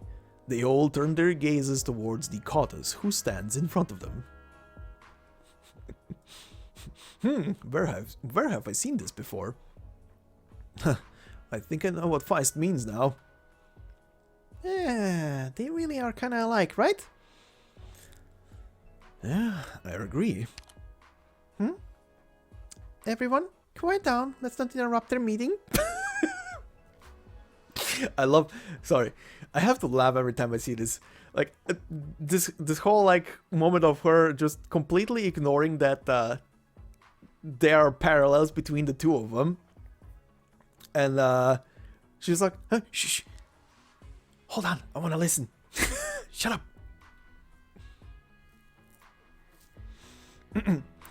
Looks like we have a few new friends to greet before we discuss a concrete rescue plan. Feist, bring them here. Yes, Commander. Well met, Rhode Island. I've been looking forward to your arrival. I'm Clovicia, the commander of the Londinium Citizens Self-Salvation Corps. And yes, that is a unicorn. If anyone had ever questions about what her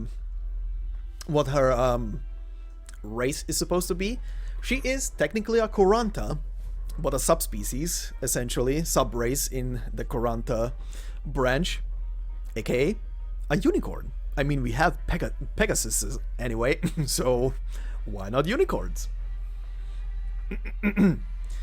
General, the commander of Dublin is here. Madam Mandragora.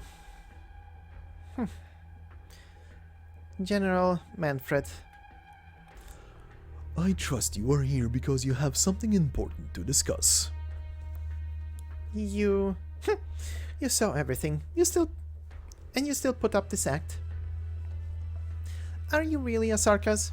They don't seem to be so tricky like you. Madam Mandragora, your words just now could be taken as an insult to the Sarkaz. Oh, that was a weird hiccup, pardon. Whatever you say. I'm here to apologize anyway. Oh, you have an apology? My men had a little misunderstanding with your people at the port. Misunderstanding? I'm here because I wanted to make sure the cooperation between us still stands. Madam, let me remind you again. There are no concrete terms that we must follow for our cooperation to continue. Dublin will not interfere with Sarkaz operations in Londinium. In exchange, we will allow you to remain in a demarcated area here.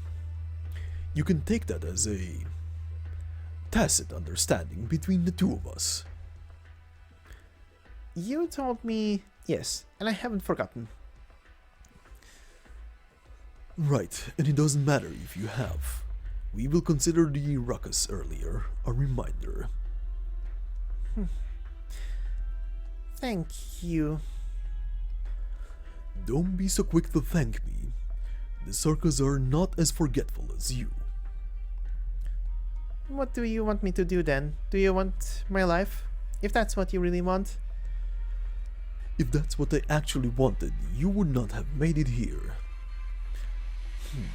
And you wouldn't have taken to the steps of Vesthaleg those months ago either. What we want to see is a bit of sincerity from Dublin. And not the kind of sincerity where you snatch a few Victorian soldiers from us or kidnap a couple Londinium citizens who escaped.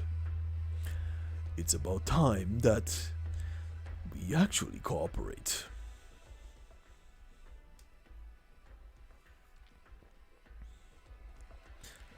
Horn, What's wrong?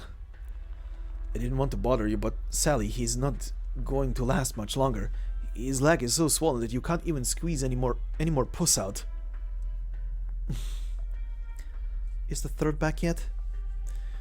No, things were a mess outside this morning.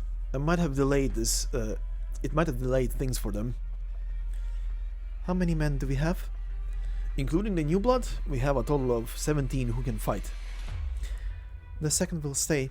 High alert. I'll bring 5 men with me and pay the Dublin's borrowed home a little visit. But if you go back, what will you do if you run into Mandragora again? Sally can't wait much longer. He needs medicine. Without painkillers and anti-inflammatories, he won't even make it through the afternoon. Do any of you have anything more than anything that's worth money?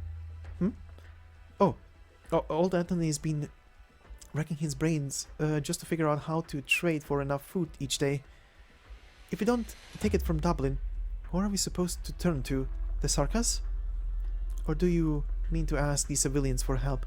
Have you given it any thought what the enemy will do to them if they offer us anything?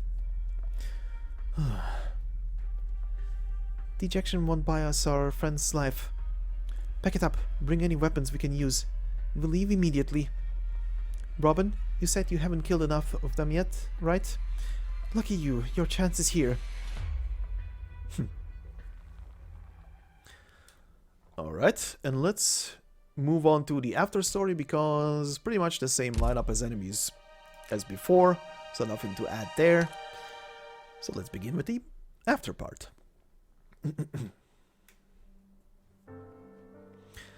3:22 p.m. Overcast. Underground structure, Sudan Burrow, Londinium. I don't think this is a very smart decision. Rock, we don't have enough hands. There are many places above us where people can hide, and we still haven't checked at least a third of Sudan. You know, Harmo and the gang are getting ready to for the move already. In a couple of days, they will be leaving this place, and so will the commander. When that happens, even if our team stays, our chances of rescuing anyone will be slim. That's no reason for them to join us. They aren't joining us, they're cooperating with us. Didn't you hear the commander? They're friends of a friend. We accepted our friend's request and helped them enter Londinium. And they're here now. And if they can help us look for people, they can rest up in the hideout. That's the commander's order. And once they're done resting up, they'll leave this place. I'll escort them to somewhere safe above ground, and it'll be the end of it. Why can't we ask them if they're willing to stay for a short while? It'll just be a small favor. They might not turn on us.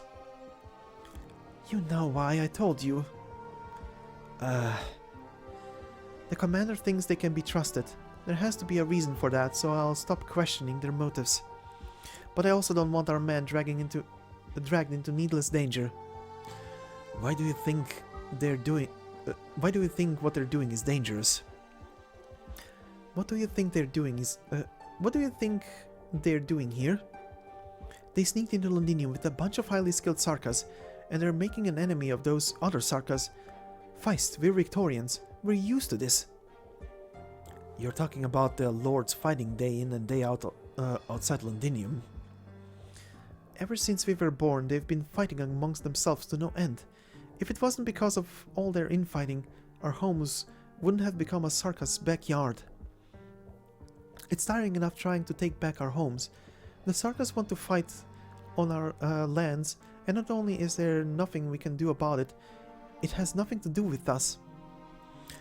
But what if they can really stop the Sarkaz occupying the city? Maybe you think they're here to snatch the crown, but the way I see it, we have a common enemy. I'm not so confident and think that we can take control of the situation. Not like you. The Sarkaz, they're nothing like you think. They're that good at pretending. The day my dad was executed, I spotted a girl in the distance. The executioner called her Your Majesty. That was when I found out what the King of the Devils actually looked like. You never told me that before. Because I never saw the need to. I'm telling you this now because I want you to know we can't let ourselves be deceived by looks. Even though the Sarkaz woman had a flawless, unblemished appearance, even if she put on a look of pity for an old Londinian worker, totally unknown to her, I will never forget. She's the one who led the Sarkaz and killed my father, and countless more Victorians. She's the Lord of Fiends. Miss Amia? Mr. Feist, Miss Rock. That's all I have to say, Captain. I will head over above ground to continue our search mission. You should really give what I said some thought. Sorry, Miss Amia. Doctor, I need to help Harmo tune his equipment, so please excuse me too. Doctor, the Sarkaz that Miss Rock mentioned... We don't have enough information yet. It's a white-haired woman with a compassionate look, and the Sarkaz called her Your Majesty. Doctor, you might have forgotten, but I will never forget even the tiniest detail about her expression or anything she said to me. You mean... I know it's impossible, but Doctor, from today onwards you have the permission to access the following files. Some of the information in these files will be of interest to you. Whether it's information about her, or information about the powers that Amiya has inherited. You talked about this, and you didn't believe me. At this point in time, trust is meaningless. I can't deny the importance you hold to Amiya, and the thing she needs most is, in this Londinium operation, is your assistance. Doctor, no matter what you two find in Londinium, you have to face it with her together. I know you can do it.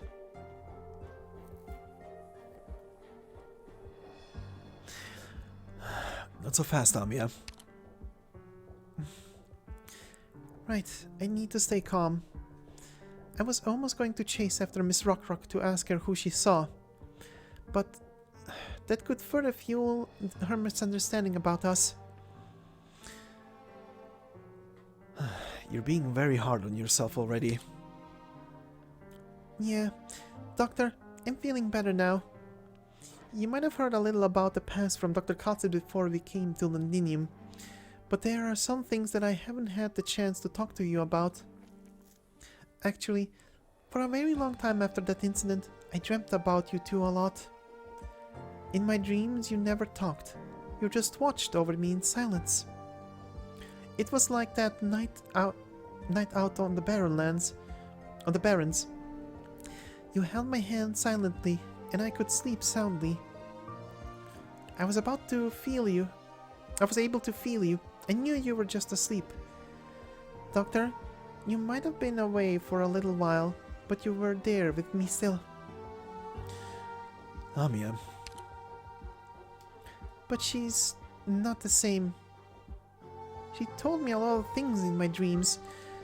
From the fate of every single Sarkaz at Rhode Island to if I wasn't sleeping well, if it was cold. She warned me about lots of things. It was like she was right there by my side. The more that happened, the more it struck home that she has left us. You know her better than anyone. There is so much that she didn't want to leave behind, and so many people and things that she kept thinking about. Us, Dr. Kaltsit, Rhode Island, and the Sarkaz. If she was actually alive, would she not come back to us? The one you're talking about wouldn't do that. Right, she wouldn't just abandon us. She wasn't the kind of person who would let Theresis invade Victoria. She wouldn't be able to bear seeing the Sarkaz start this unjust war. Doctor, do you remember what I said at the port? I know what emotion has taken hold of Londinium. It's anger. It's Sarkaz anger. And it's not just me who can hear it. This anger is so strong that all Sarkaz can hear it. Even a Wendigo altar can't give rise to such a strong resonance. It's like someone turned the Sarkaz centuries-old burning anger into an actual raging fire. If no one puts a stop to it, sooner or later, it will burn through Londinium's skies and spread, burning everything in its path. That's why we need to get close to it as soon as we can to find out what the source of the fire that's engulfed everything actually is. Wouldn't you get hurt if you get too close? You can see it, Doctor. Right, emotionally, I'm not like I was before. The one ready to dive into the fire isn't the leader of Rhode Island. Probably not the successor they keep talking about either. It's Amiya. This is what I want. It's the answer I'm looking for. As an individual. And it's true. I'm also a little scared. I'm afraid of that answer. I don't want to see Dr. Katsid and everyone else have their hearts shattered. There's you too, Amia. Yeah, right, there's me too. If it's really her, I don't want to imagine what that might mean. But this is something I must face. There is no other way around. There's no other way forward. I will face it with you. Thank you, Doctor. Just knowing you're here by my side gives me the courage to keep going. I'll go talk to Commander Clovicia now, to propose a partnership. Their friends were taken prisoners by the Sarkaz, and they need more manpower to rescue them. We also need their help. Going by our original plan, we should already have rendezvoused with our contact, the messenger lady. We need to figure out whether she's safe or not. She's a friend of the Self-Salvation Corps. Maybe their commander could help us find her. That's not to mention their guidance will make our journey into central Londinium much more likely to succeed. Rhode Island will prove to the Londinium Citizens Self-Salvation Corps that we are not here for the Sarkaz crown.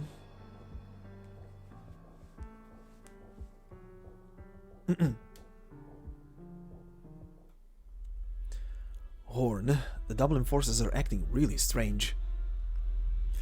They're going that way.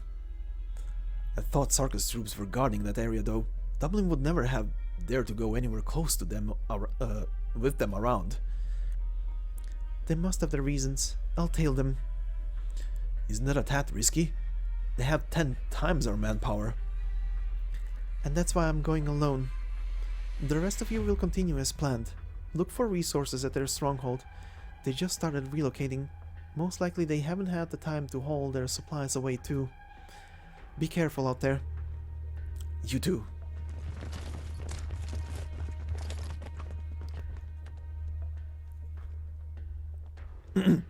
Hey, get a move on. The commander doesn't want us to waste another second.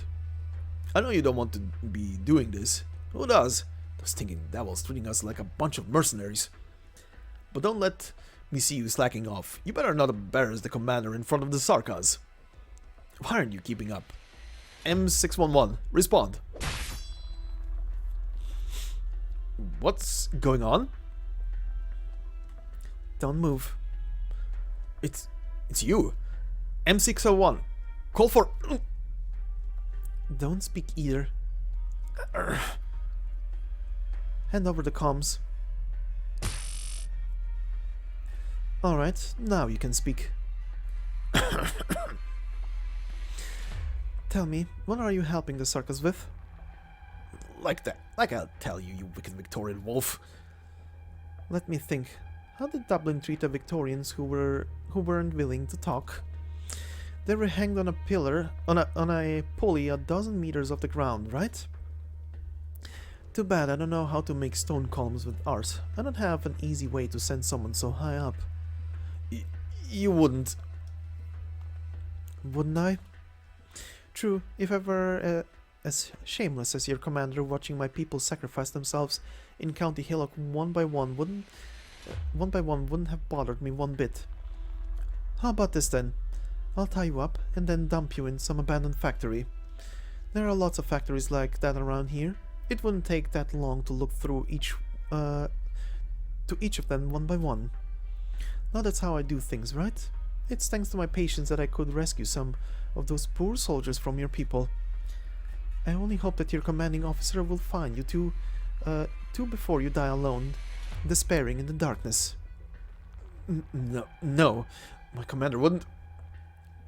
Please spare me. What do you want to know? I just follow orders. I don't understand the complicated stuff. Yes, I'm quite sure of that. That Sarkaz commander is much smarter than your commanding officer. Whatever he is scheming, Mandragora will never figure it out, and you lads will have to keep letting the Sarkaz toy with you. Fine. You just need to tell me where you are headed then. I'll figure out the rest myself.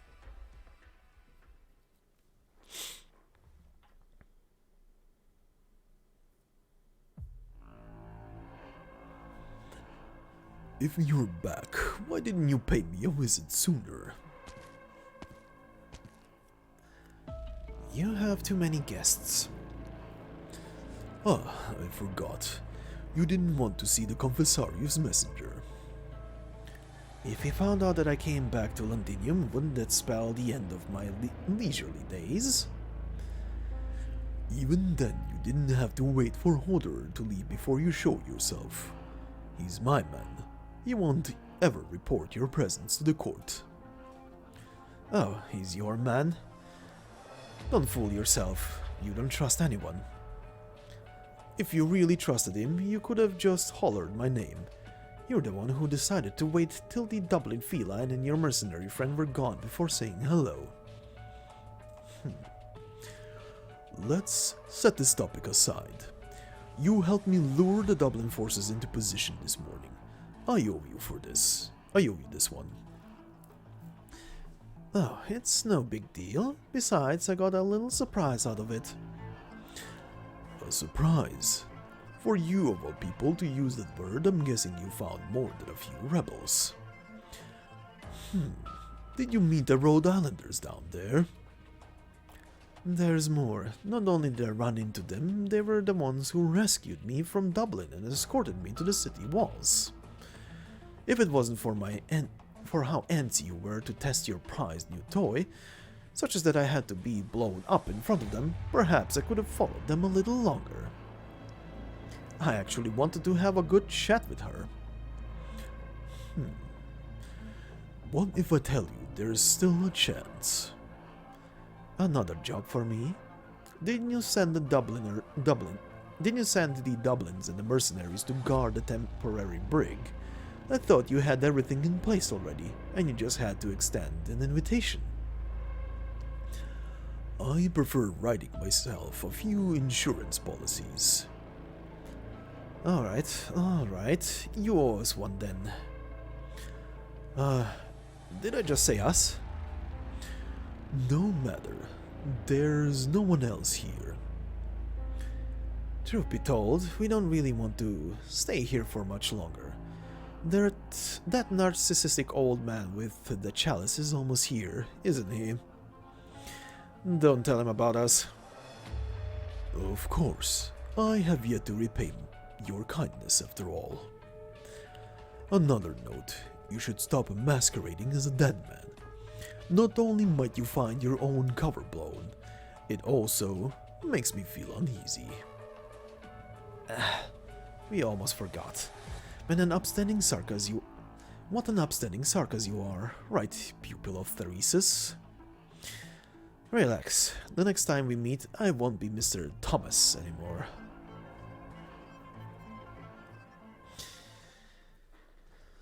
So, our dear little Thomas not only is alive, but isn't Thomas, apparently, but someone completely different.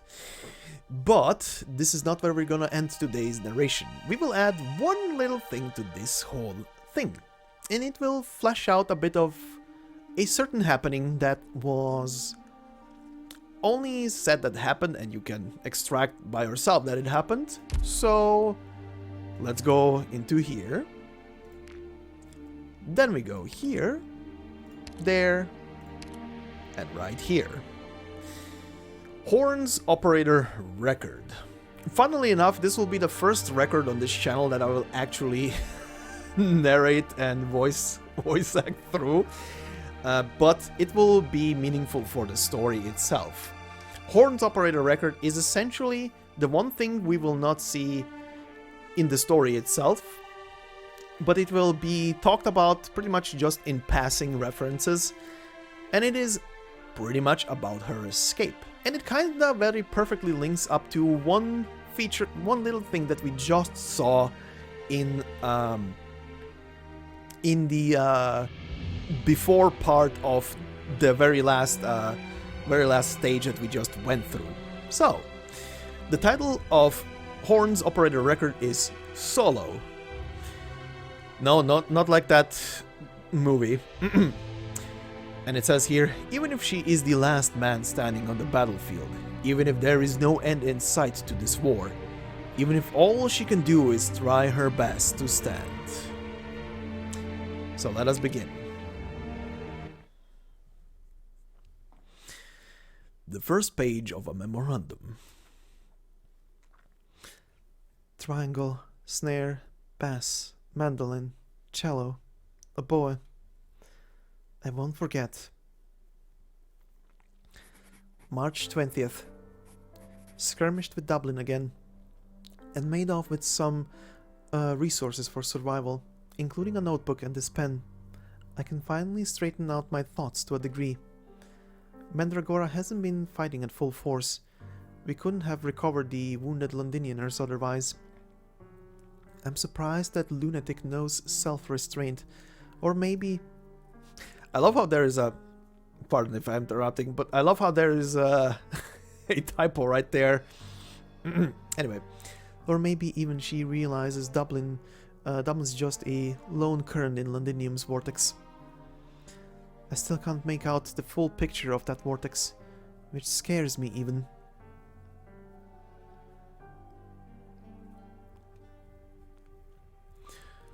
Is that really what Captain Mandragora said?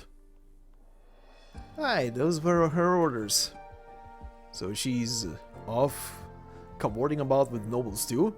I didn't want those stuck-up lords bossing me around. That's why I went with her in the first place, you know? And warning us to speak no ill of the Sarkaz? We're collaborating with those devils. Is she having a laugh? You'd have a pillar straight through you if the captain was here. Just mind a little what you say. She's got her plans. Or these plans are the leaders, in which case I say you zip it even tighter. Over here, Vicky.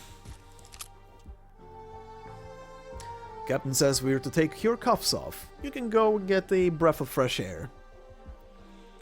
What is this? A trick? Are you planning to aim at me once my back is turned? Use me for crossbow practice and laugh while I run? You can try then. The outcome will disappoint you, or you'll be dead before then. There's that stiff upper lip. You're just a hoity-toity as any wiki. But you're not all wrong, I suppose. If you think you can escape, you'll have to see if you can outrun a bolt first. I'll tell you that. Enough, Victorian. It was Captain Mandragora's decision to allow you a little free time for once before we enter Londinium. You'd best be grateful.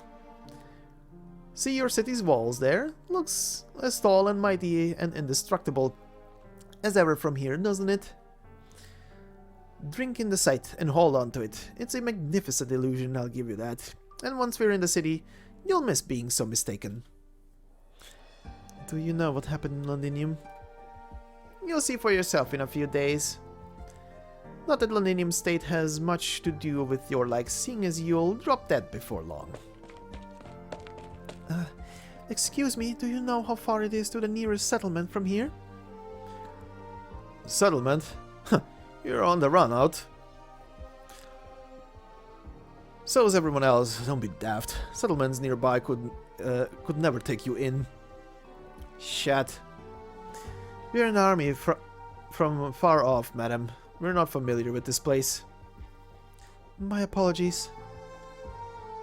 Hold on, please. You came fleeing from Londinium. What's the situation like in there now? Didn't you know? The Sarkaz have made their move. Londinium is putty in their hands as we speak. Then what about... No one knows where the defense forces is gone.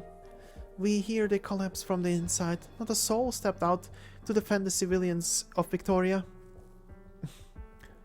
How did she know what I'd ask? And what's changed? Why is this Dublin fighter being so polite with the Victorian here? But I can't say I know what's going on in every part of Londinium. It's a massive place, and I've been out of the city for a good moment now, just wandering about everywhere. How about Londinium's perimeter then? Would you be familiar with how much noble power is concentrated about it? That's not something small city folk like me ought to know. I don't even know if the White Wolf counts anywhere around. Grand as he is, years and years I've held him in high regard, ever since he saved my parents' life once upon a time. Sorry, I'm familiar with who you speak of, but it's been extraordinarily long since I heard this title. She recognizes me. The lady nods. My guess is he'd be collaborating with some noble now, readying his forces for this whole quarrel. I'd wager the White Wolf doesn't plan to work with other nobility. He cares more so about his homeland and less who the throne belongs to. I understand. Excuse me, but that's enough of the info inquiry. We're still an army with discipline, not like the straggling forces you saw in Londinium. I'm afraid, ma'am. You'd better be on your way while the sun's still up. I'm sorry, I'll be leaving now. Oh, you'll all be entering Londinium soon, won't you? We can at least shake hands, soldier?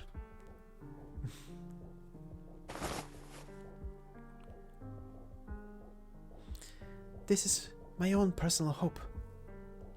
I hope once you're back, you'll have the chance to drop in on my family. They decided to stay when I fled. I don't know if we'll ever see each other again.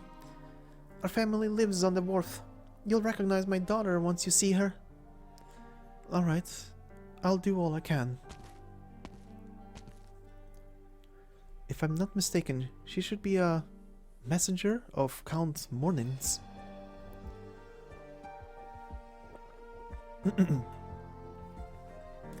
Soldier, you ought to know why it is I paid you a visit, don't you? What a pity you are, still hoping your noble standing will give you some kind of sway, trying to influence others' decisions with your own personal statements. Have you seen yourself in the mirror lately? You know the fate of your... You don't know the fate of your own sacrifices. You fought your battles and lost in every way. You killed every last one of your own underlings. You should be defanged clean by now, but here you are still howling through empty gums.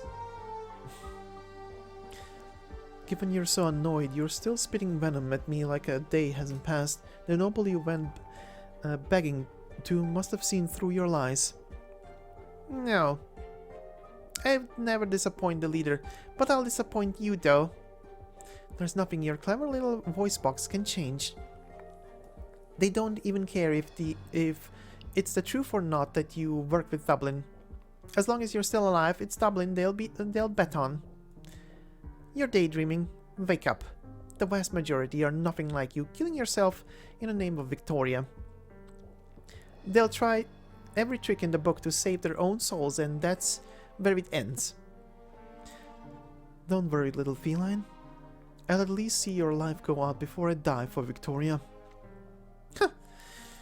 You just love to front oh so hard, pretending you're still not done with yet. Believe me, as little as you want then. I know reality will dawn on you soon enough.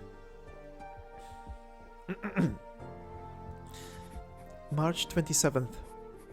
I wasn't in time to ask that soldier's name. Dublin's Originium Arts had him pinned in the ruins. There was nothing I could do. I've continued to amass intel on Londinium, and I have a general idea of where most of the Defense Forces soldiers met at this point. Serving the Sarkaz was the choice of most, and I've managed to convince myself that it wasn't beyond expectations. We also learned of the address of a detention center from him, one that's holding some of ours. But I don't know if they still want to fight, or even if they still can. I've seen too many people tried and tortured, and the wrecked state of their bodies after. Why couldn't I have found them just a little earlier? Maybe that soldier would have wanted to tell me as much, but couldn't get the words out. I'm left unable to even record his name, nor can I deliver his loved ones a last word from him. I couldn't have found him just a little earlier. How do we lay such hatred low? What number strong would a force have to be to kill that Dublin lunatic? She has to die, even if I have no sword and no mantlet. Even if I may be outdone by her, I have to take vengeance on her. I'm losing a grip on my own thoughts. Stop writing. This is no calm decision making.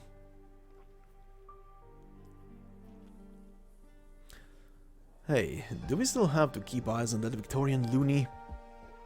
Just give her a glance on the regular. Captain said we have to ensure she stays alive.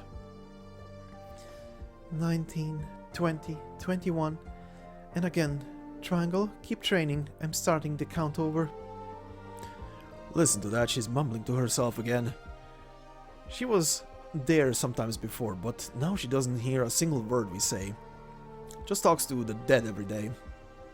Enough, enough. Go have your break, I'm on shift now.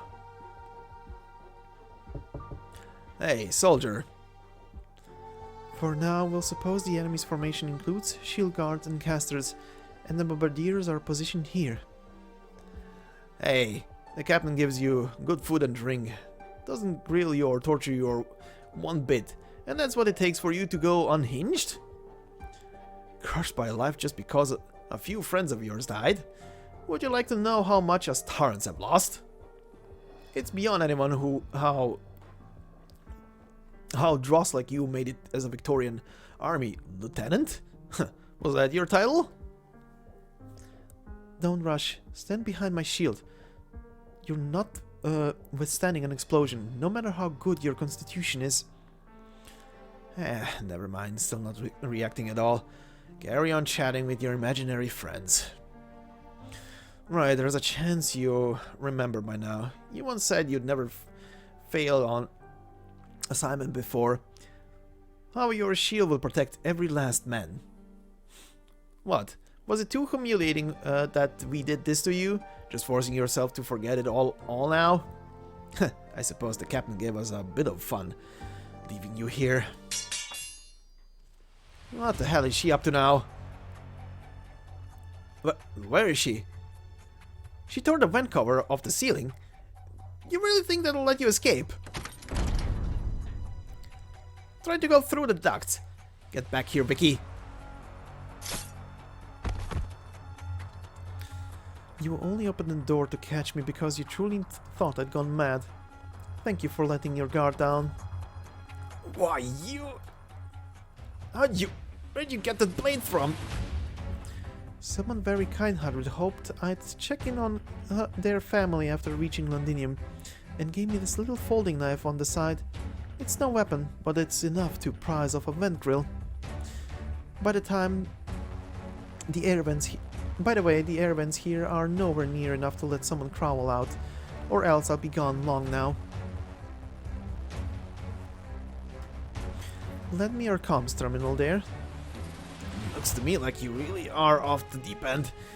Just going to trot on out of our base's deepest parts with nothing but a knife. Stay put. You're going to jump out the window, aren't you? Like I let you.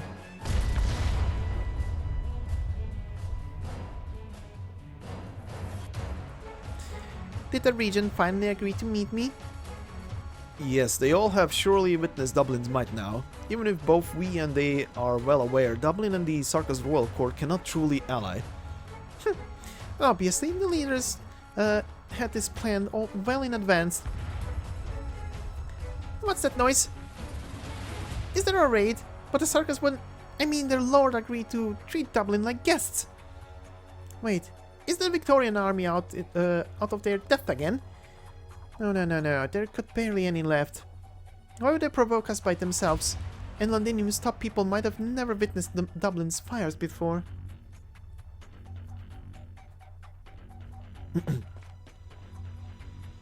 Beautiful arts. May you sleep peacefully within your own blast. I heard everything you said, from the very first joke you made about them. I was intent on making sure you never open your mouth again. But you're right, I might not be completely sane at this point, nor do I know if reopening my scars again and again is clearing my mind at all, or if it's plunging me even deeper. What's going on? The whole floor! There was an explosion inside the building!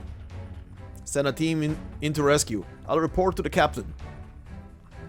Surrounding patrols have been drawn to the explosion site, all as projected. Now this is an assignment, with only one person taking part. The plan of action? Escape from here. The backup plan? Put my life on the line against Dublin. An assignment I won't fail no matter what. Now there's a reassuring thing. Second Temple's platoon leader Horn. Commencing.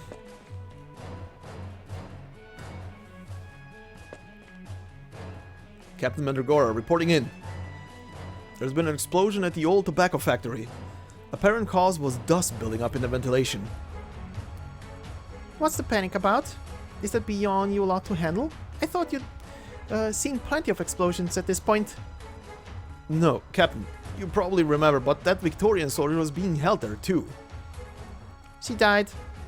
The soldier we sent to rescue at the scene found she'd seemingly escaped. Useless, bloody useless idiots! And you told me she went mad? I knew she was faking it. She'd never be broken so easily. I just knew it. The Sarkaz wouldn't treat us as an enemy. Londinium's army won't have known to mind us yet.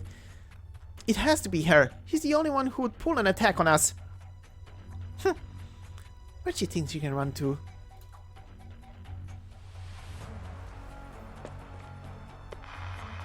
Third squad, blockade around the warehouse. Call Walter. Wasn't he on guard duty today? 7th squad, send 2 people to search for Walter at the explosion site.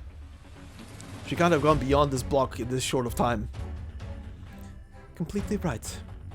With a blockade and sweep like this, I've got nowhere to flee.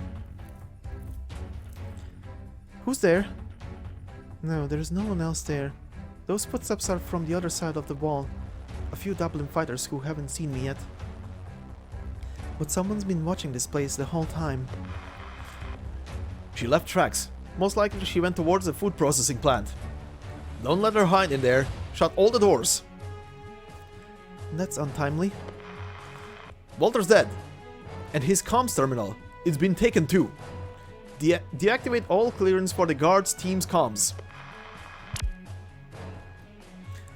Terminal's gone silent. They're on full alert. Climbing up.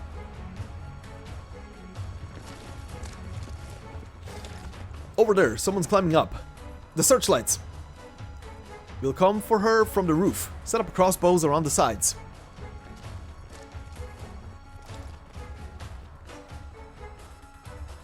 Hold on. The factory doors Open.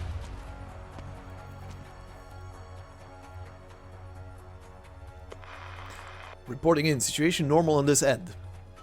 The entrance. The bloody entrance. Didn't we just shut? Seems it wasn't negligence on Dublin's part. Someone else opened this door. The soldier dodges behind a wall, vigilantly scanning all around her. The damn factory air is silent as a throat gripped shut, not a hint of movement to be felt. Like someone has cut the wind away altogether. This isn't her first time sensing that peculiar gaze. In that claustrophobically cramped room, her nerves on high alert had picked something up too. You there, watching me. Who are you?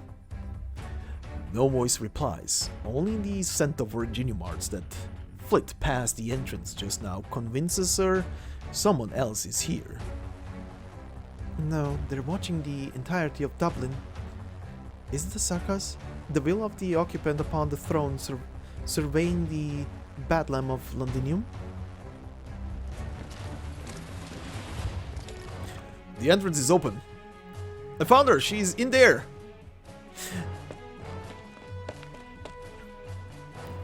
One squad of soldiers coming down from upstairs. The door to this safe passage is about to be broken through. At least 3 crossbows are aimed at the platform outside the window. But there's countless tubes and containers here. I can bide my time and hide for a while. I have more patience than these Dublin soldiers.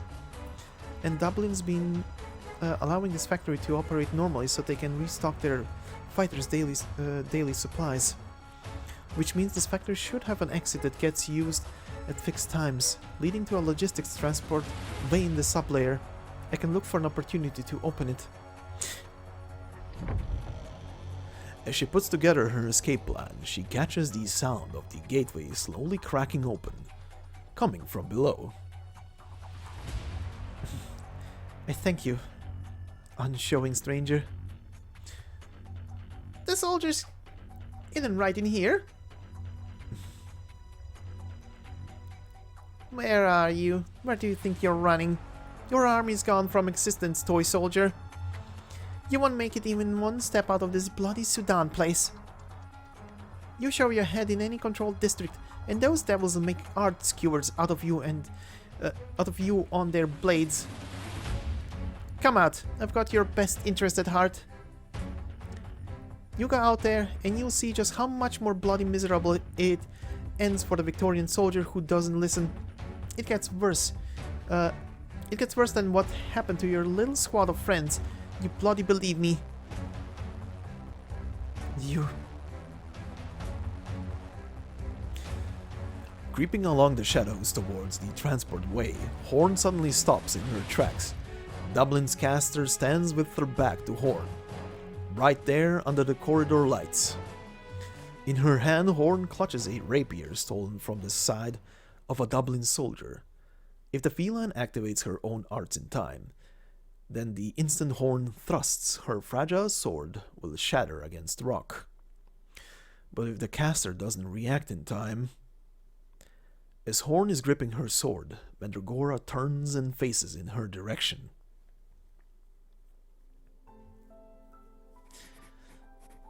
March 28th. I had the same dream again. I was running through the deranged lair, echoes chasing my footsteps in the dark. I dreamt again and again of the murdered soldiers, so many of whom were tortured beyond recognition. It's near impossible for me to relate to those who loved them in the circumstances in which they left this mortal coil. But the most frightening thing is, inside my head, bit by bit, their faces are blurring. It's at these times that I'm glad for this memorandum. I can look back page by page, read their names, and copy them again, letter by letter. I've dreamt of taking my revenge too, but every time I charged at Dublin, or the Sarkaz crowd, I wake up with a start, like now. I often can't help but wonder, if I'd run Dublin's caster through that day, how things would have turned out. Whether I would feel freed, no matter what the case may be. But for my sanity, I have to stop such thoughts. Then and there. Closing my eyes to rest has become a form of duty, and so has living. Faced with Londinium in this state, and even Victoria as a whole, I have no idea what else I can do aside from fight what battles lay in front of me. But I have to hold on to hope, even if it takes all I have just to stand here. Lieutenant, you're awake. I am. I just came to. Good timing. It's almost time to relieve the guard on duty. What is it? No, I just couldn't sleep, and I saw you had a candle lit here by chance. Sorry, did I interrupt you while you were note-taking? It's alright. It wasn't anything too important. That's a relief. Lieutenant, have I ever mentioned before? I used to live in Sudan, in a little alley behind a textile factory. Our family had a habit of leaving a candle lit on the windowsill that faced out, since there was no light in the alley, and they wanted to let whoever got off work at night see as they went. Thanks to your candle, I felt for a moment like things weren't so gloomy after all. In previous times, I would have said reminiscence was no good thing. But now I think there's only a clinging on to the state Victoria should be in, the lives the Londinians should have, that lets us fight on in the city's darker corners. Though it's a bit of an unrealistic ideal. It's not. We believe in you, Lieutenant. Victoria's servicemen won't fall so easily, and neither will Victoria's citizens. But we are worried for you too. What's to worry for? You might not be willing to tell us much, but we're all soldiers. Things have affected us in all sorts of similar ways, surely. I'll stand guard for you tonight, you get a little more rest.